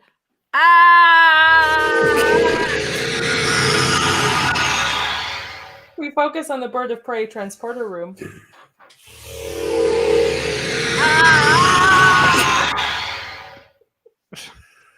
Hello, Alice. Welcome to Wonderland. Oh, it's true. Yes, it's true. What you said? Yes, it is. I'm glad you're here, but I must admit you picked a hell of a time to drop in. Take it easy now. We need your help. Is this real? Yes, it's real. Take a look. We focus on the bird of prey cargo bay. Kirk is showing Gillian around. Storage tanks for your whales. We'll bring them up the same way we brought you. It's called... Admiral, they're gone. Gone? They were taken last night. I wasn't told. They're in Alaska by now. Damn. But they're tagged like I told you. You can go find them, right? I can't go anywhere. What kind of spaceship is this? It's a spaceship with a missing man. Admiral, full power has been restored. Gillian is a bit surprised to see Spock's pointy ears. Thank you, Mr. Spock. Hello, Doctor. Welcome aboard. Admiral, are you there? Yes, Uhura. What's wrong? I found Chekhov, sir. They're taking him to emergency surgery right now. Uhura, where? Mercy Hospital. Mercy Hospital? That's in the Mission District. They report his condition as critical. He is not expected to survive. Jim, you've got to let me go in there. Don't leave him in the hands of 20th century medicine. Admiral, may I suggest that Dr. McCoy is correct? We must help Chekhov. Is that the logical thing to do, Spock? No. But it is the human thing to do. Right. Kirk turns to Gillian. Will you help us? How? Well, we're gonna have to look like physicians.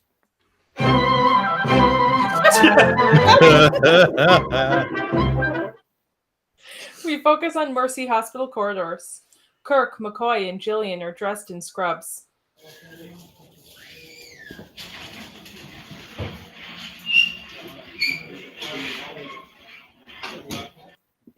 We'll try down here. You check there. Doctor! What's the matter with you? Kidney. Dialysis. Dialysis? My God, what is this? The Dark Ages? McCoy reaches into his bag and takes out a pill. Here, you swallow that, and if you have any problems, just call me. Down another hallway, Kirk checks out charts on a clipboard. Here, I've got it. Let's go. Kirk and Gillian catch up to McCoy. He's being held in the security corridor, one flight up. His condition is critical. Come on. There is an orderly pushing a gurney in front of them. Excuse me, we'll take that. Gillian jumps on the gurney and Kirk throws a blanket over her. The orderly doesn't even question this. They rush to an elevator. Hold the door. Emergency.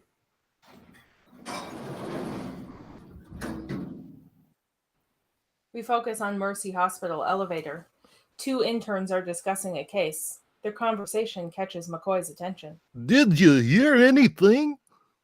Yeah, I was there. I heard the whole thing. Weintraub said radical chemotherapy or she's gonna croak, just like that. Well, what about Gottlieb?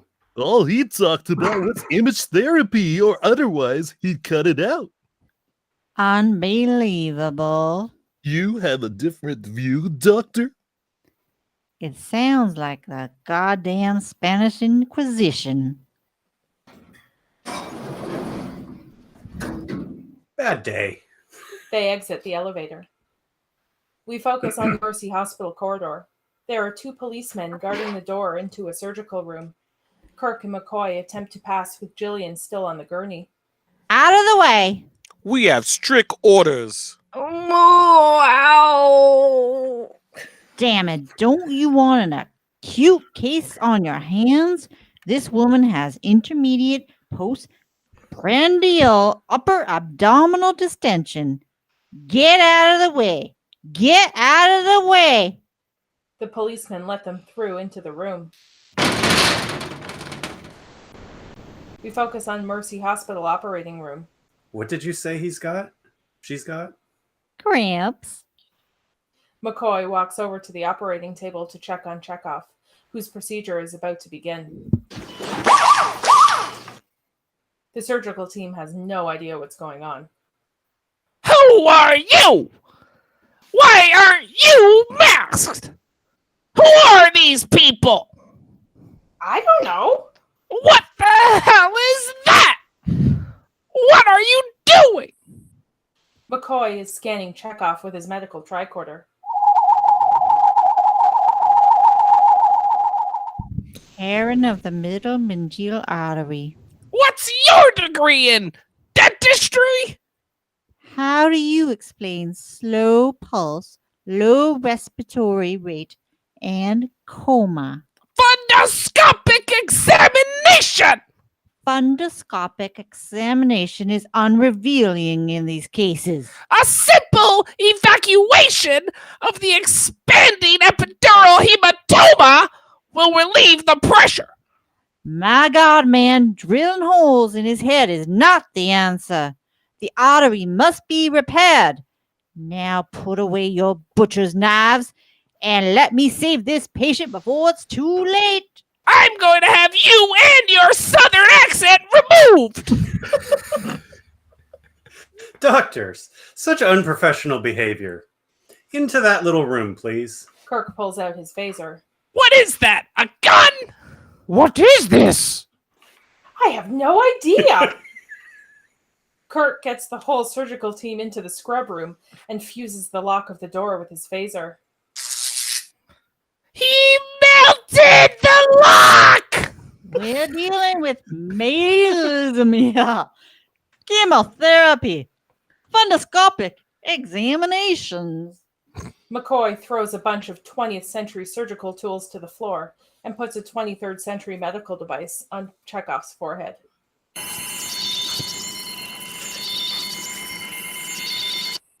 Come on, Chekhov. Wake up. Pavel, can you hear me? He's coming around, Jim. Pavel, talk to me. Name, rank. Chekhov. Pavel. Rank. Admiral? We focus on Mercy Hospital corridor. The two policemen are still outside the door. How's the patient, doctor? He's gonna make it. He? You came in with a she. One little mistake. The policemen rush into the operating room, knowing something is up.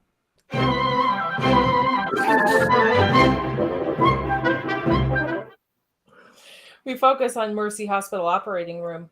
The policemen attempt to free the surgical staff from the scrub room. Get us out of here! They've taken the patient! Get some help! We focus on the Mercy Hospital corridor. Kirk, McCoy, and Gillian flee, pushing Chekhov on the gurney. The policemen chase them.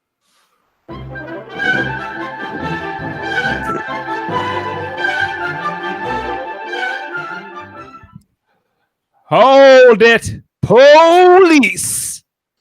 Chekhov starts to sit up, but Kirk pushes him back down. Not now, Pavel.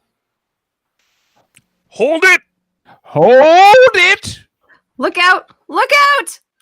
The dialysis patient we saw earlier is now being pushed through the hallway in a wheelchair by a team of puzzled doctors. The doctor gave me a pill and I grew a new kidney! It's fully functional! Fully functional? With the police still chasing them, they run towards an elevator, knocking down a poor man in a full leg cast. By the time the police get to the elevator, the doors have closed and the officers rush down the stairs to beat the elevator to the next floor. They pull out their guns, but when the doors open...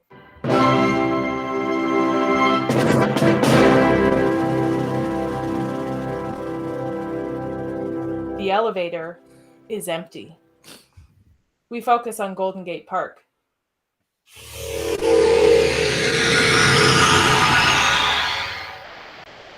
Kirk, McCoy, Chekhov, and Gillian beam in.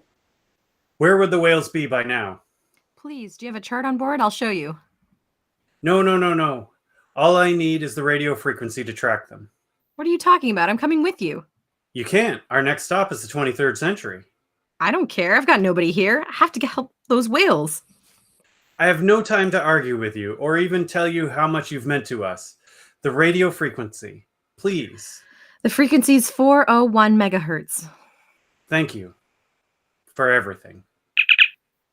Scotty, beam me up. Surprise! Gillian leaps, putting her arms around Kirk's neck and transports with him.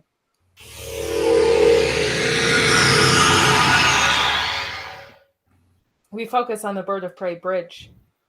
Spock, where the hell is the power you promised me? One damn minute, Admiral. I'm ready, Spock. Let's go find Grayson, Georgie. Or Georgie and Gracie. Whatever. Stupid whales. Sulu? I'm trying to remember how this works. I got used to a Huey. You tricked me. You need me. Ready, sir. Take a seat. Now, Mr. Sulu. We focus on Golden Gate Park.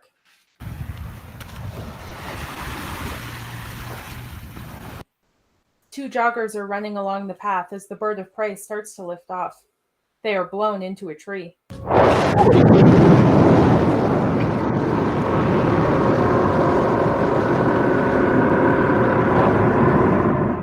What the hell was that? We focus on the bird of prey bridge. Cloaking device is stable. All systems normal. Stabilize energy reserve. Report, Helm. Maintaining impulse climb. Wing 5 by 0. Helm steady.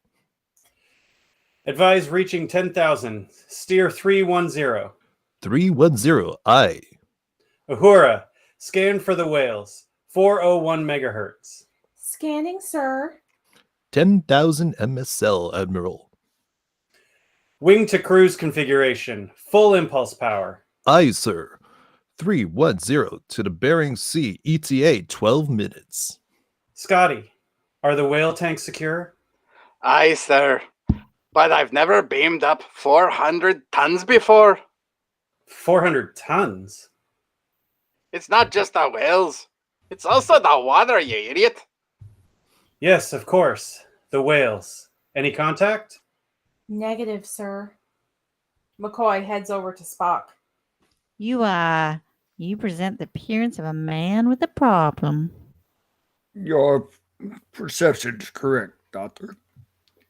In order to for us to return to the exact moment which we left the 23rd century, I have used our journey back through time as a reference, calculating the coefficient of elapsed time in relation to the acceleration curve. Naturally. So what's your problem? Acceleration is no longer a constant. Well, then you're gonna have to take your best shot. Best shot? Guess, Spock. Your best guess. Guessing is not in my nature, Doctor. Well, nobody's perfect. McCoy gives Spock a cocky grin and walks away. Spock raises an eyebrow, contemplating what he said. Gillian is sitting with Uhura, helping listen for the whales.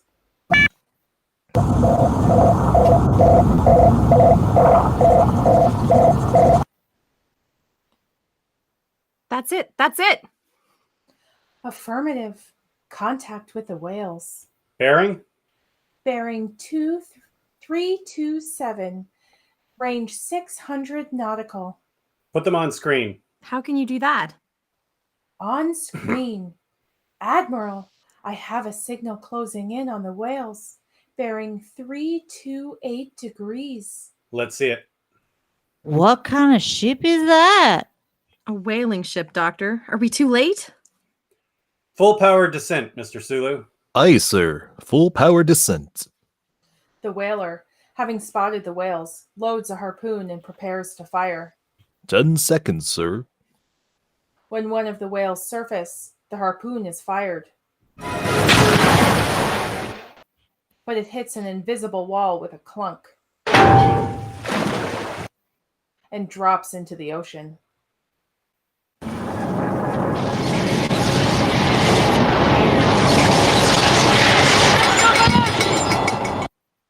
The bird of prey decloaks directly in front of the whaling ship, causing them to immediately reverse course.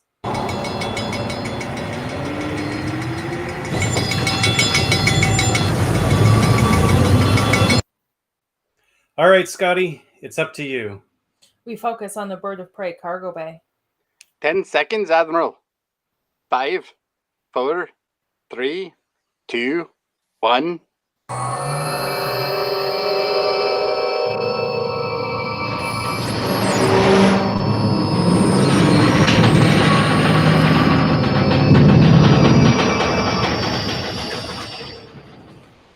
Admiral! There be whales here! We focus on the bird of prey bridge. Well done, Mr. Scott. How soon can we be ready for warp speed? Full power now, sir. If you will, Mr. Sulu. Aye, sir. Warp speed. Mr. Sulu, you have the con. I'm going to take our guest down to have a look at her whales. Oh, Mr. Spock, have you accounted for the variable mass of whales and water in your re-entry program? Mr. Scott cannot give me exact figures, Admiral. So I will make a guess. A guess? You? Spock? That's extraordinary. Kirk and Gillian leave the bridge. Spock turns to McCoy. I don't think he understands. No, Spock. He means that he feels safer about your guesses than most other people's facts. Then you're saying it is a compliment. It is. Then I will try to make the best guess I can. We focus on the bird of prey cargo bay. The whales are in their tank.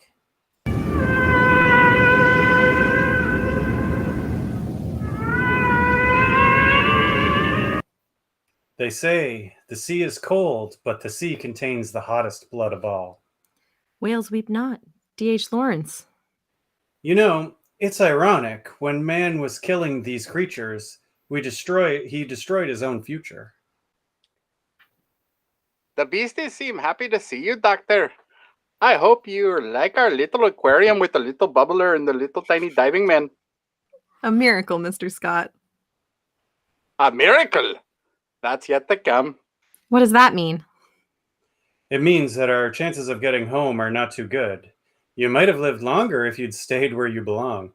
I belong here. I am a whale biologist. Suppose by some miracle you do get them through. Who in the 23rd century knows anything about humpback whales? You have a point. What was that? Admiral, I think you'd better get up here. We're having a power fall off. Stay with them. I'm on my way. Hold on tight, lassie. It gets bumpy from here, if you know what I mean.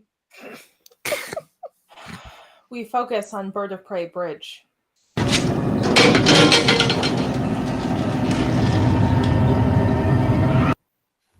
Warp 7.5.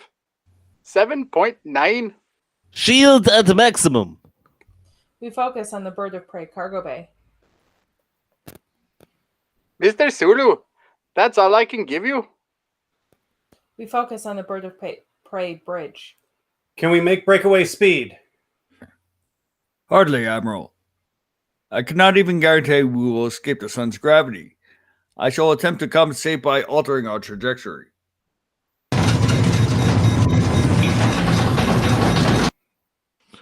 Warp 8.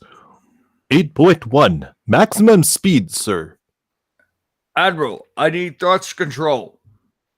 Acceleration thrusters at Spock's command. Steady. Steady. Now. The bird of prey slingshots around the sun.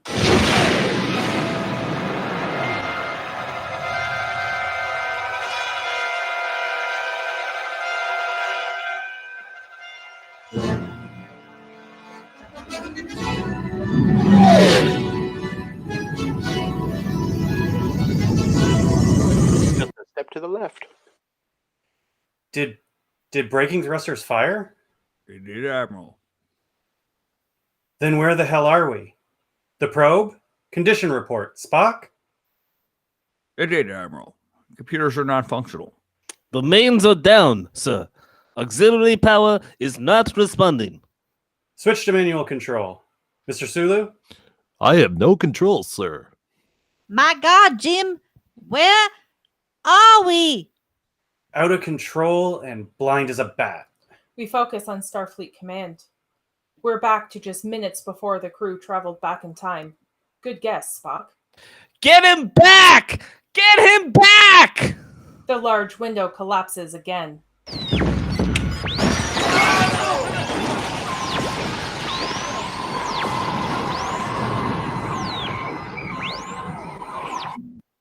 Look!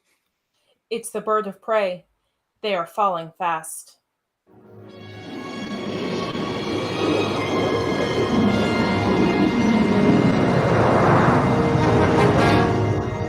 They're heading for the bridge.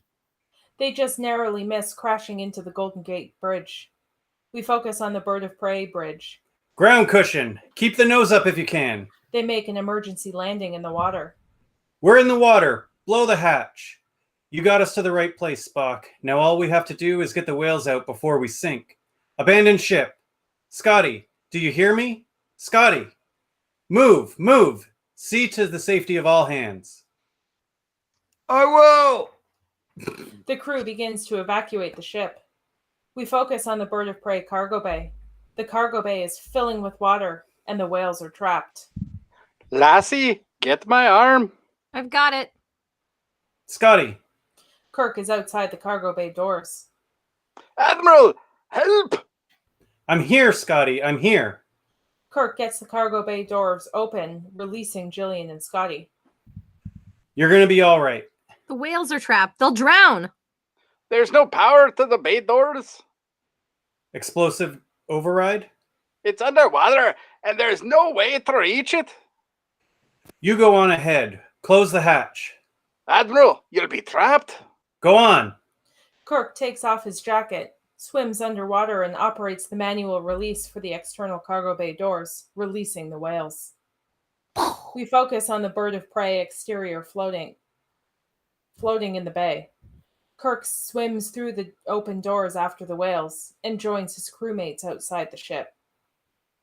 Did you see them? Ooh. Gillian points to the water just as the whales swim by. There. Why don't they answer? Why don't they sing? The whales begin to sing.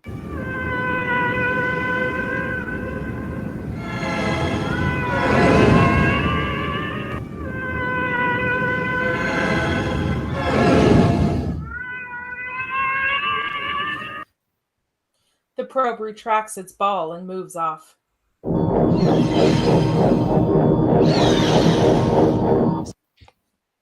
The rain stops and the clouds recede. We focus on Starfleet Command. Mr. President, we have power. We focus on the Bird of Prey exterior, floating in the bay. In the bay, the whales, the crew, and Gillian frolic, throwing each other into the water. Splashy. Spock is laughing. Oh my. So funny. Lassie, touch me here. Ew. We focus on the Federation Council chamber. The council is now in session. If you will all take your seats, bring in the accused.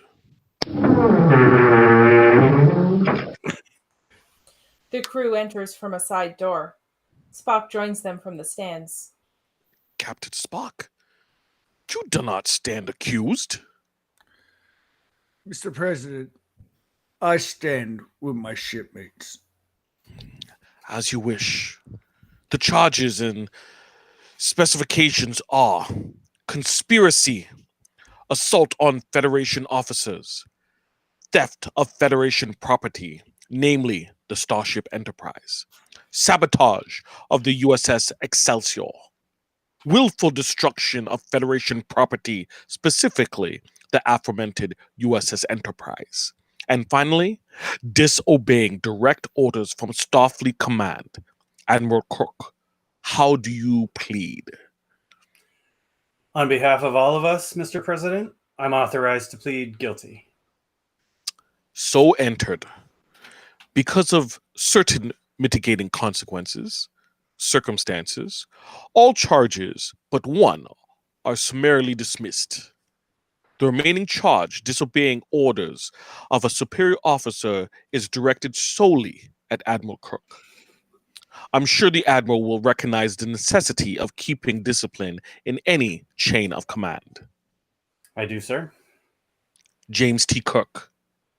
It is the judgment of the Council that you'll be reduced in rank to captain, and that, as a consequence of your new rank, you'll be given the duties of which you have repeatedly demonstrated unswerving ability, the command of a starship.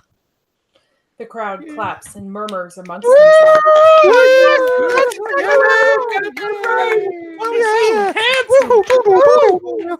Silence! Captain Kirk, you and your crew have saved this planet from our own short-sightedness, and we are forever in your debt.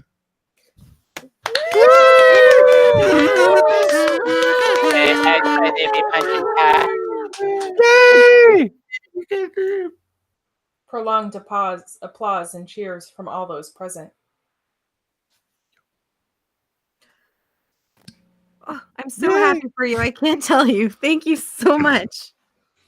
Gillian starts to leave. Wait a minute. Where are you going? You're going to your ship. I'm going to mine. Science vessel. I've got 300 years of catch-up learning to do. You mean this is goodbye? Why does it have to be goodbye? Well, like they say in your century, I don't even have your telephone number. How will I find you? Don't worry. I'll find you. She gives him a kiss on the cheek. See you around the galaxy. And we never see her again.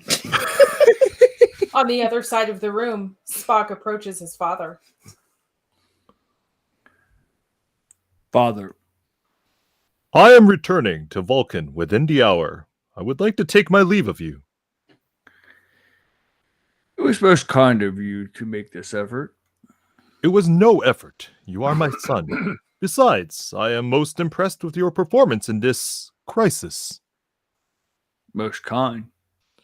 As I recall, I opposed your enlistment in Starfleet. It is possible that judgment was incorrect. Your associates are people of good character. They are my friends. Yes, of course. Do you have a message for your mother? Yes. Tell her I feel fine. Live long and prosper, Father. Live long and prosper, my son.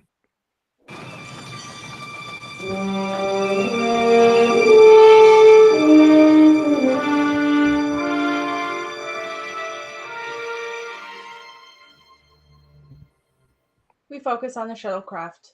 The crew is flying around the space dock, heading to their new ship. The bureaucratic mentality is the only constant in the universe. We'll get a freighter. With all respect, Doctor, I'm counting on Excelsior. Excelsior! Why in God's name would you want that bucket of bullets? The ship is a ship. Whatever you say, sir. That will be done. They approach a shiny new Constitution-class starship, NCC 1701A, a new Enterprise. My friends, we've come home.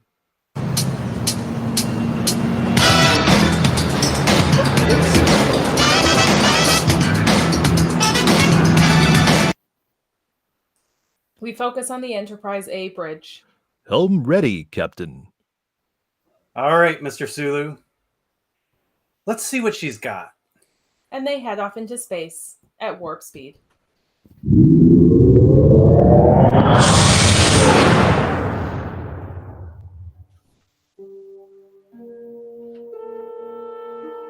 And that concludes our reading of Star Trek IV, The Voyage Home.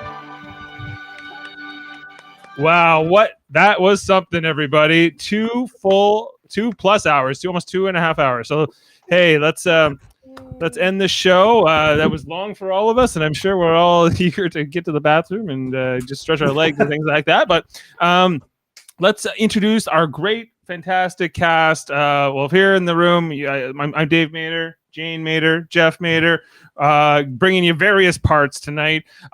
Great job, everybody here. Bringing in next, we have our Spock. We have Tom, Mott, Tyrell. Great job, Mott. Nice. Love the headband. We also have our Captain Kirk, as well as our Commander Uhura, and many other roles, and narrator in Ashley, Kevin and Ashley. Fantastic. Well done. Great job. We have Jody Simpson in the role of Captain Montgomery Scott as our surly Scotty down there with the whales. Hello, Dave. Hey there. Good job. Good job, Jody. And also we have Michael Chan and Jessica Chan. Michael playing the role of Sulu and Sarek and many, many others. And Jessica playing the role of Amanda Grayson and most notably as Dr. Gillian Taylor. And a computer voice and some other things. Great job, both of you. Sorry, I got to take somebody off here. I'm going to take the lights off. And Jameel Robinson in the role of the Federation president, a garbage man number 2, police officer number 2. Often was doing dialogue with me tonight in some of these more secondary roles and tertiary roles. Wow. So okay, so. Guys, we can't fit us all on screen at once, so we may have to do a bit of a rotating affair. But that was our first 2-hour read, our first movie. Oh, how did everyone feel? Tired. Good. Yeah. Jameel, this was your first time doing this at all, so Yeah, I lost my place in the script multiple times. I'm just like, gotta find it again. Hey, we lost our connection That's multiple the times. only time that ever happened. Yeah, it has never happened. I know. Yeah, you normally you Mott, have you that. were right in there quick. That was good. Yeah, but I should have went. I don't know. How it feels like. Your voice. I was sad because I wanted to do the helicopter scene. I know it was the only line of dialogue Sulu really had. Yeah. A conversation. Yeah. Oh yeah. No. Yeah. So, Michael, I did those lines, but if you want to redo those lines and send them to me as an audio, I will edit them in for the edit. Same thing. Any lines you missed, Jessica, I thought the lines that like she missed were getting edited in anyway, so I just read them. Or I thought you were saying, I thought I did them better. By Mott, so I'm happy to keep Mott's stand-in. I'm sure it was excellent. We're not. Who's that imposter? I just needed to get a long. That was the point when the production started going a little off. We were pretty serious until that point. I couldn't help it. I could have His like, next I don't thing was, know. I have a question. I couldn't help Can I ask you a question? I literally thought the exact same thing before you said it. It was amazing. I was happy you did. Yeah, he was getting a little bit worried there about maybe this date he was working on, but he never saw her again, so he didn't get her telephone number. Mom says outstanding. Everyone was great. Ashley Millard, excellent narrator. Coming from Beth Mader over the text, so she was listening there. This is her favorite movie. This is her favorite movie. Jane as McCoy, Jeff as Chekhov, me as a bunch of people, and it was great. I know it was really long. The only thing I would say I really regret is I could have put more sounds in. Well, the sounds are great. The sounds were excellent. And thank you for that little cameo. That No, yes, I know. I was like, because when you sent over your daughter's audition, I was like, okay, I'm gonna put this in right at the right time. It was right before you had to go. So it was perfect. It was perfect. So Can I say that I enjoyed the snazzy transition music where I danced every single time? we were dancing too. Yep. Yeah, we were using. There was some '80s transition music and some different things going on. Some things were maybe overused in the sound department. We also had this one. I only used once. Yeah, I enjoyed that a lot. Yeah. I have to apologize to everybody for my time warp comment because I actually thought I was muted at the time. The time I was waiting for the someone time warp to say again. something. Yeah. I missed that one. I missed that one. I heard it. Yeah. Yeah, although you might be court-martialed by Kirk for you called Kirk an idiot at one point. Jody Simpson, renegade and terrorist. That's right. I give you the finger. Mom says she loved the Chekhov and FBI agent scene. Well, that was me and Jeff, so it would make sense. Not know your name. where's Jeff? What's Jeff your had fucking several mom? ideas. But ask your mom who what I wanna her know. favorite was Obviously, of me. those two. Oh, which son did a better job? Who is the better son? Who gave the better performance? Who was the better son? Jeff was rocking it tonight. What have against my Scotty? That's what I want to know. Pardon? She hasn't. Maybe she doesn't. She. What I don't know. does She she doesn't have think she has against anything my against it. She She's never like, heard my "No, I'm Scotty. being- I went Team underneath the Jeff. tunnel. I'm sorry. Your Team Jack. Scotty is poorful, Dave. The most It's poorful. powerful. It's poorful. It's what he controls. So Where's my- Put him up on, It's put him like up on a the fucking can. drunk Keebler elf. It's Yeah, if you go back and listen to Who Mourns for Adonais, a couple episodes. Okay, hold on here. Get a line out of the script and say it as Scotty. I wanna hear it. Tonight? Oh, Yeah. Jody, you don't want to hear it. No, I wanna You hear don't it want to now. hear it. You do not want to hear it. It was even worse than like me trying. Okay, we were like, about 60 feet. Lord. Wow. I suppose we could. I'm not great, but I'm better than that. You sound oh like my our- god, when our- he our- did that, everybody would crack up of just when we'd see his lines coming Come up. He sounds like our Aunt Izzy, which I know that's not funny. Scooty, we've got to find some wood backwards. It wasn't good. Okay, I'm not meant to play Scotty. No. Like I have so many nice things to say about so many people tonight.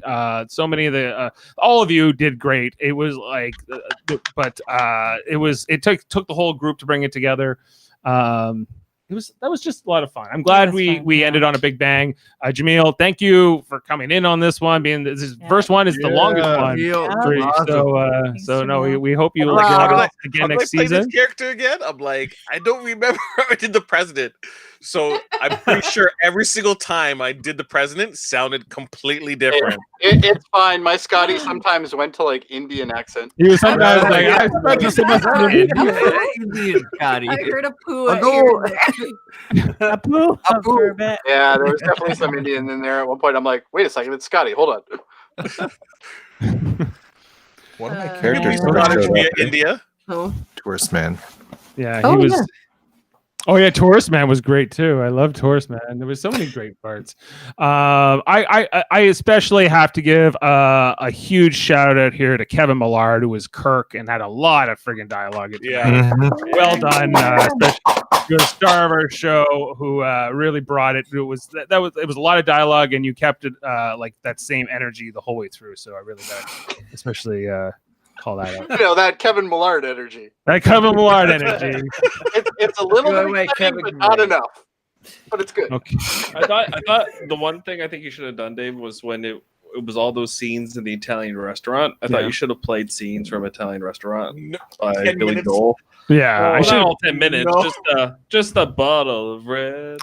Or I could have played like Lady and the Tramp or something. Like there was choices. Haters are going full Mater. Haven't rewatched the movie recently. Where were the two pizzas?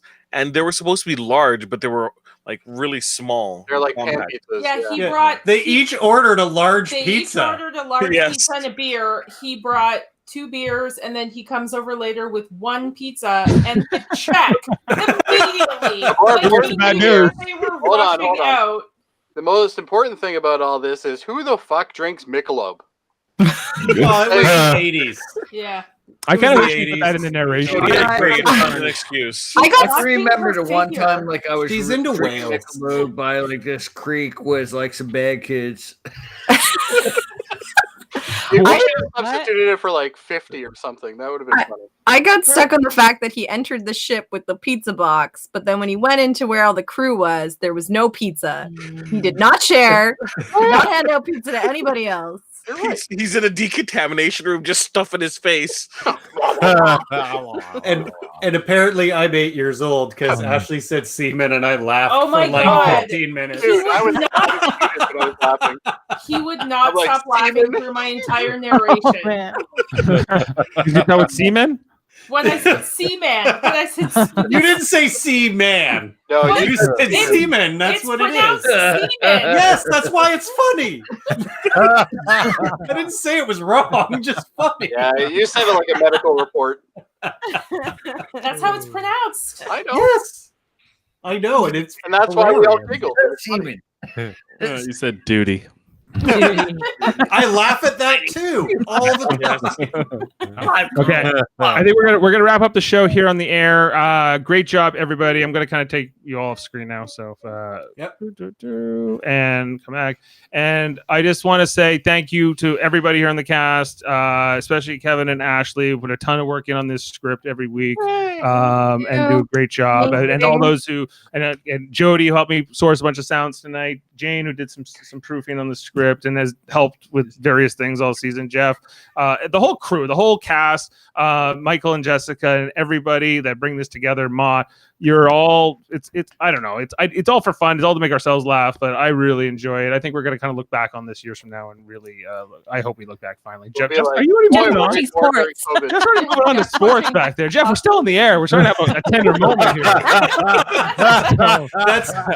That's on brand. You know that's on brand. Hey, Jamil, does he have a pizza? I know. I didn't watch it at all. I didn't watch it at all, Jeff. Don't ruin it for him, Jeff. No, I already know who won. Oh, okay. Okay. I don't There know was no doubt. Repping my team. I don't know. I was done like 15 minutes ago. Dave's like, order. I'm gonna be like the Federation president here and be like, order, silence. Demoted to captain. Okay, so we will be back in 2021 for season 2 of Star Trek Radio Theater. Start date to be determined. We're gonna figure that out.